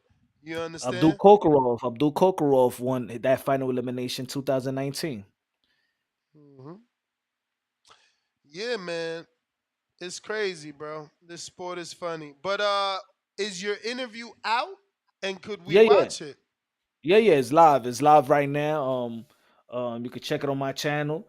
I ain't even edited. I'm gonna edit. I'm gonna cut some pieces like just to put on videos, but it's the beginning of the live anyway. So I could catch it as a good 20-25 minute interview or 20-minute interview and stuff like that. We talked about, the Bud Crawford clarifying that. We talk about Suldo, what's his next move, what's Alexis Rocha, they're gonna be pushing for the Bud fight after this victory. Teofimo Nah. Lopez, Ryan They Garcia. went they went for a vacant, bro. They not You trying know to that. fight, but I ain't see the even though conference. Rocha I could ain't hear the conference. punch, even though Rocha could punch, but it's like, is he gonna have the skill to land that punch? I think that, but looking at his past fights, it looked like he does got a good following though. He's He a does got like a southpaw little. too. Ain't he a You got to. southpaw? I don't think. I don't know. Yeah, I I'm not think so. sure. He got a good following though, man. He got a good little decent following. I think I like a similar following to like Jose Ramirez, right? Like they got the little loyal I mean, I following. watched his last couple. I've been watching him since I think maybe right before the Blair Blair Cobb, Blair Flair. Cobb. Yeah, So you got what else we chopped it up again. I was giving him props for being one of a icon for Latino Americans and stuff like that. I don't think that we had that type of athlete or did you that bring up that his doc? Did you bring up his documentary? I asked him. I just said that I seen the doc and stuff because I know that he was also in a rush because he just remember he had the press conference. I think he was in a car and stuff like Mm. that. So it was supposed to be like visual and stuff like that. He like, yo, can we just let's do it now because let's do it right now. I don't want to wait. I don't want to make you wait longer than what I'm saying because he said, can I do it at 11? And I'm like, all right, damn, that's 3 hours. He said, let's do it right now. But I said, let's do it right now. Fuck it. You know what I'm saying? Fuck it. Um, but yeah, man, I mean, grateful for that. Grateful for that interview and stuff like that. So get that. You need to get that. You need to come to TBV. Go One of ahead, these man. days, man. One of these days, they gonna stop ducking me, B. But Did you hit the lady up the email? no, I'll forward it to you then. Fuck it. no, I didn't. I didn't hit her. I didn't hit her. I actually know her. Okay. But That's yeah. Maryland. Mm-hmm. A la Sevis or some shit like that. I think she might be Mexican or Costa Rican. One of the two. I know she's Latina. Yeah. But yeah, it would be I think it would be a good interview and stuff like that. Let me get to I this know call. I got Jonathan Sims here. What's up, champ? Yo, Ness, can you hear me? Yes, sir. All right. How y'all doing this evening? Chilling. Putting Yes, in that sir. Yes, OT. yes, sir. Yes, sir. Y'all have some pretty good topics, man. And Punch, nice for you to join us. Ness, I always felt like for Thursday nights, you should always have a guest on the show like this, like another content creator. Punch and Barbershop are my two favorites. Y'all do a really okay. good job. And Ness, you like you said, you a genius at this. And if I go over, just bill me. But let me start this off right. Today we coming out of Isaiah 54:10. Though the mountains be shaken and the hills be removed, yet my unfailing love for you will not be shaken, nor my covenant of peace be removed, says the Lord, who has compassion for you. So I hope that's received well. I hope everyone's having a great week and everybody stay blessed. And shout out to all my fathers who are involved in their kids' life and not just involved, but participate, whether that's reading to them, getting out there on the football field with them, or just teaching them life lessons. So to the boxing. Ness, one thing I wanted to tell you and the audience is yes, you're blessed, but God didn't just bless you because he loved you. God blessed you because you put the work in. If you wouldn't be putting the work in, you would not have what you have. If you didn't put the work in, God wouldn't bless you. You're blessed because you're blessable. And the main reason why I wanted to point that out is because far too many times these pastors and whatever they want to call themselves tell these people, "Oh, just wait on God. Just wait on God." No, get off your ass and put in the work, and then favor will come your way. So I just don't want that message to get misconstrued. You're blessed because you've put the work in. Period. Appreciate you, Um, champ. absolutely. God bless you, bro. Yeah, for sure. And that's what I love so much about you, man. You just you unapologetic. Like I feel you. You reached out to Kurt Stevenson. Like you got humility. And you're right. if he's mad at you, he need to be mad at everybody who's saying he should take the deal. So good for you keeping TBV strong. And I believe Shakur will come around to and be back on the show. He's a pretty cool guy. He just having growing pains as a young man.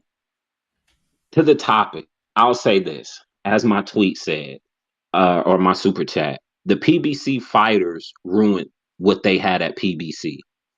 They ruined it because they're the bosses. That's what our favorite fighters told us. The fighters are the bosses. Very true. And Yeah. and their greed, their selfishness and jealousy killed the sport. There's, like you said, there's no union. Put it like this, in football, the players told the owners, when a rookie comes into the league, that motherfucker shouldn't be making more than a 5-year veteran. So they put a max and a cap on wherever you get drafted, how much you get. The reason why they were able to do this because they had a representation. Now, I know I don't know shit about boxing. I don't know the business. To whatever fighters listening, you're right. I don't know what the fuck I'm talking about. So I'm going to talk about the people who are making the money, the people who are in position of power. And every single sport that I look at, there's structure. Now, I get boxing is different than any other sport because it's entertainment until you get in the ring. That's when it becomes a sport. And a nobody like me can rise up the rankings very quick without an amateur career, so forth and such. So I get that. But nothing is ran properly without any structure. No one is advocating for the fighters. Everybody is out for self. You got these fighters who want to have promotional companies that can't even negotiate contracts, right? Because if they really wanted to clean up the sport, you would negotiate PD use in there. But no one does that. So there's no structure here, and we're always going to end up in rabbit holes because it's the blind leading the blind. So I believe Al did all that he could. It was the fighters. They wanted all this money. Like you said, these undercards weren't worth much, and they milked the sport dry. They milked it dry. So to me, make the fighters figure the shit out. They the bosses, right? Like you said, for a fighter, he don't have time when he about to have a fight to work with a promoter, work with a network. See, everybody want to be a boss till it's time to be a boss. Everybody a real nigga till they put in a real nigga situation. Like either you're a boss or you're not. Like that shit ain't cool being a boss. Being a leader is not easy because everybody's livelihood is in the palm of your hands. And if you make the wrong move, everybody is affected. These fighters want to be bosses and they barely have high school educations. They're partners. It's joint venture. But since they're the bosses, make them figure it out. I'm actually glad this is happening because boxing isn't going anywhere. We're just in a downslope. And like one of the callers said, now Al, he gonna pull some shit out of his ass and he gonna figure it out because that's what Al do. But the reality is, it's hard to sustain anything that they're doing unless we all come together. We work better as a unit versus individually. All these fighters need to come together and be under one union. Set parameters. You got X amount of fights with X amount of completions. I mean, accomplishments. You're guaranteed this much, and then you eat what you kill. But there's no structure, so we're always going to have this ebbs and flows of up and down that we have. But I think there's been some great ideas as far as like how you pay for a pay-per-view and you get customer feedback and talk about who you're purchasing. Like you need structure. And the reason why we don't get that stuff is again, it's back to the structure. So I was gonna figure it out for these fighters, but the reality is from 25 on, with I said maybe 5% to 10%, those are the people who ruin boxing. They ruin boxing due to their greed. And it's unfortunate, but it's a lesson learned for these up and coming fighters. Please educate yourself. You don't have to be the master at contract negotiation. You don't have to be the master at understanding all three financial statements, but have a little bit of knowledge and everything so you know how it's working. And and Oscar De La Hoya is right. You need representation because it's called a team. The Money Mayweather blueprint at its core essential piece is to make your own lane, not to copy exactly what Floyd did because you're not Floyd. Is to make your own lane and put the right people around you. Rich motherfuckers aren't rich because they do everything. They're rich because they put smart people in place and they make the final decisions. So if the fighters are the bosses, do what owners do. Hire a bunch of smart people to make the decision, bring you decision, and you make the final decision. But they're not capable of doing that because they just want to show up and get a check. Don't nobody really want to put the work in on the business side, except for a select a few. And you can kind of see that based on how their professional career is going, like a Devin Haney. So it's unfortunate, but I think it's going to be good for boxing overall that we have this because it's going to open the eyes to some people. But I just don't want people blaming Al. I think the people you need to blame is the fighters. You got any questions for me? Nah, champ. Nah. Nah, I mean, you can't really blame just the fighters, man. Al still advises them and entices them with his advice. But just like you taught us, Ness, it's Al's fiduciary duty to give the fighters what they want. So if my favorite fighter is asking for 5% of the budget in one fight, it's Al's job to get that for him, make that work. Mm. So Hey, I can't blame. no, I was And gonna I say just that. think that these fighters with this mentality of every time I get in the ring, my life is on the line. Well, of course. But don't try to make me spend my life savings just because you chose to put your life on the line. Go work somewhere else if this Word. is not what you want to do. But don't make me feel bad because you putting your life on the line. Floyd ain't never said no shit like that. He always said they're gonna pay whether I win to pay to see me win or to pay to see me lose. But either way, they gonna pay. He ain't never talk about my life is on the line, so I gotta suck the fan dry. The reality is the boxers are sucking the fans dry with these crazy demands for pay. Yep. We need a That's the complete core. we need a complete pay curve, man. Like That's what they I'm they saying. need to, And we need show some fighters dudes. to unionize. They need to unionize. Yeah. Well, Jonathan, that is about it. You are the last caller. Uh Punch, you got any final thoughts? Nah, man. I think, man. Look, Showtime is gonna be out. They're gonna end with a bang. Hopefully, you know what I'm saying. I think the November Hopefully that 25th. bang is on Thanksgiving and not December 9th. Yeah, November 25th, but they do got a December date though. You know what I'm saying? Yeah. So it is gonna be another one. Hey, if it's Stenionis and Keith Thurman, if it's hey, they're gonna end, but PBC and Al Haymon is not going to be finished. They're going to just find another home. But hopefully that the momentum of 2023 and what they did, what PBC did, everybody else did. Top Rank did some good calls. We did get T.O. and Shakur, T.O. and Taylor. We get Loma and Haney. So I think 2023 boxing had great momentum every other week, each and every month. Just keep that, sustain that momentum. That's the only two problems I have as a fan: inactivity and promoters not seizing the momentum of boxing. 2023 has great momentum. Let's keep that moving forward. All hands on deck. Maybe right now not everybody's in the same platform, but everybody got to. How about y'all compete? Promoters compete. Y'all really like to compete, right? All right, compete. I'm gonna put the best show. Nah, my fight, my event is gonna be better. Nah, my event's gonna be better. Then compete like that. If y'all want to compete, I'll do the shows. I'll do the matchup. I'll do the fight. You know what I'm saying? That's what that's my final thought. All right. I got Adrian sliding in last minute. What up, champ? But Punch, if you gotta go, don't let me keep Yeah. you. I know Yeah, I'm out of here, man. it's late God on the east. God bless, brother, man. Hey, what's Everybody up, on the Ness? Appreciate chat. you. What up, Adrian? Man, you already know it's inevitable. It's D Block, D Town, D City, Ville, Baltimore. Facts! Man, great show, Ness. I mean, today's topics were great.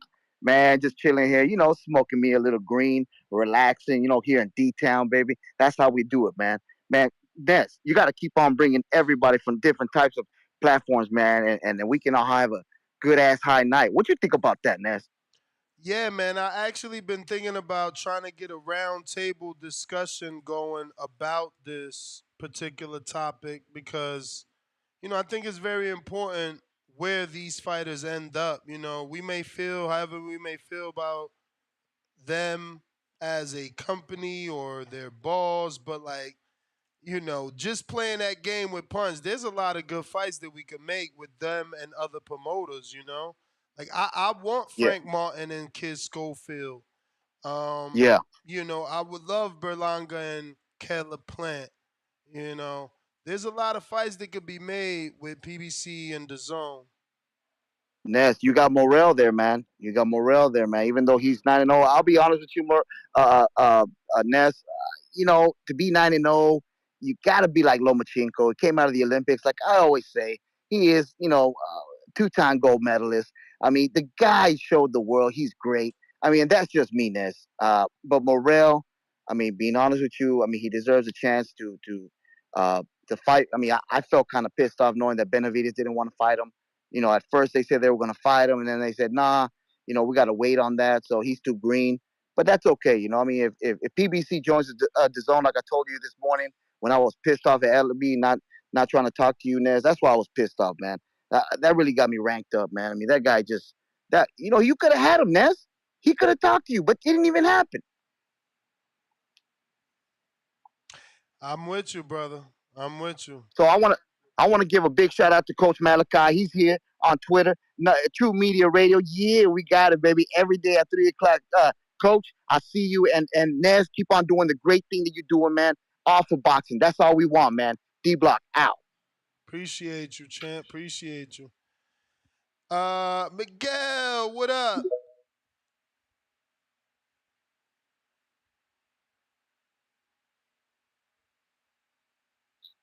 Yo, What's good? hello. Miguel, you got to get off that Bluetooth. Nah, it's the green one, player. It's the green one. It's the green tooth. Que rollo? How are we doing? I'm doing good, and yourself? Man, you know what? I just want to thank you, bro. You got me through another motherfucking day of work. All motherfucking day, bro. I work at Amazon. Remember I called yesterday? Yep. That shit, bro. Today you made my motherfucking day. My girl got me going to go get water and shit after work. I still haven't gotten home, player. I'm about to get home right now and bro out. I'm like Simone, like my boy got me through, dog. And this is what I wanted to tell you, bro. And I wanted to ask you. So basically, what you're telling me is that Al Heyman is the big booty bitch that everybody wants to fuck, and she playing hard to get. Yep. Is that what it is? She's a girl that walking around with a big old culote, and you're like, damn, honey, I hit that. She's like, not good enough. Maybe him. Not enough money. Oh, look at his car. Oh, not enough. That's fucked up, bro. She just need to give it up already. Give that shit up to the zone. You know? I'm with you. Hell of a Man, metaphor. bro, that's all I heard all day. I ain't in the big booty bitch, and she don't try to give it up. Come on, baby. You know I got them pockets. You know I'm the one. And if not, the homie. Somebody gotta hit that shit. All right, man. Well, thank you for everything you do. Love the show. Appreciate it, Miguel. Get home safe, champ. Get home safe. Muchas gracias. Muchas gracias, compadre. Ya lo Bye bye. sabe, ya lo sabe. Ahí estamos. Pase una buena noche. Yo, so Igual tú. that is the last caller. Let me double check on Discord here. Nobody on Discord. All right. Let me double check the soupy chats. We stopped off at Jonathan Sims. Keep it moving. $2. Nah, Ness, you tripping. Punch can sleep in your couch. Laugh out loud emoji.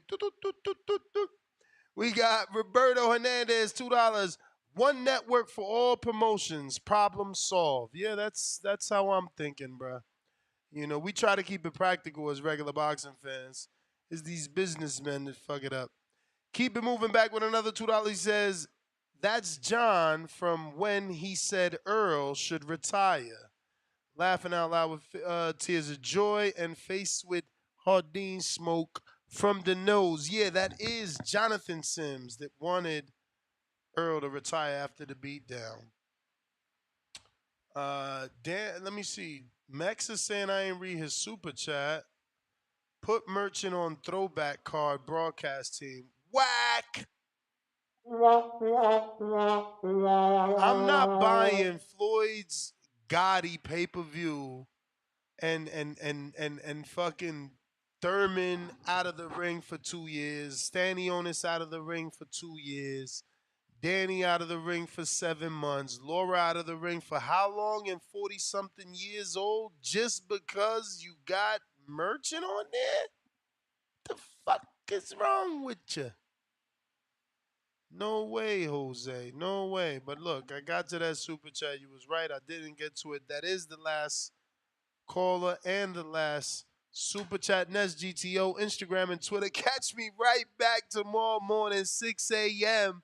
Pacific Standard Time, talking that boxing. We got a lot of shit to talk about. Listen, if you in the Discord community, I just put an interview with Bernard Hopkins. Somehow this motherfucker knew Showtime was closing the door 13 days ago and none of us knew he was on Joe Rogan. Or 13 days ago, yeah, I guess none of us knew because the fucking YouTube video says 13 days ago. I gotta watch that. I put it in the Discord so y'all can watch it. We might talk about that tomorrow. I put the T.O. interview with ProBox in the Discord. We might talk about that tomorrow. So just so you guys, in case you want to watch those, I'll chop it up and give you the juicy parts if we do decide to talk about that. But if you can't wait, the links are in our Discord. Catch us on the next one. Peace.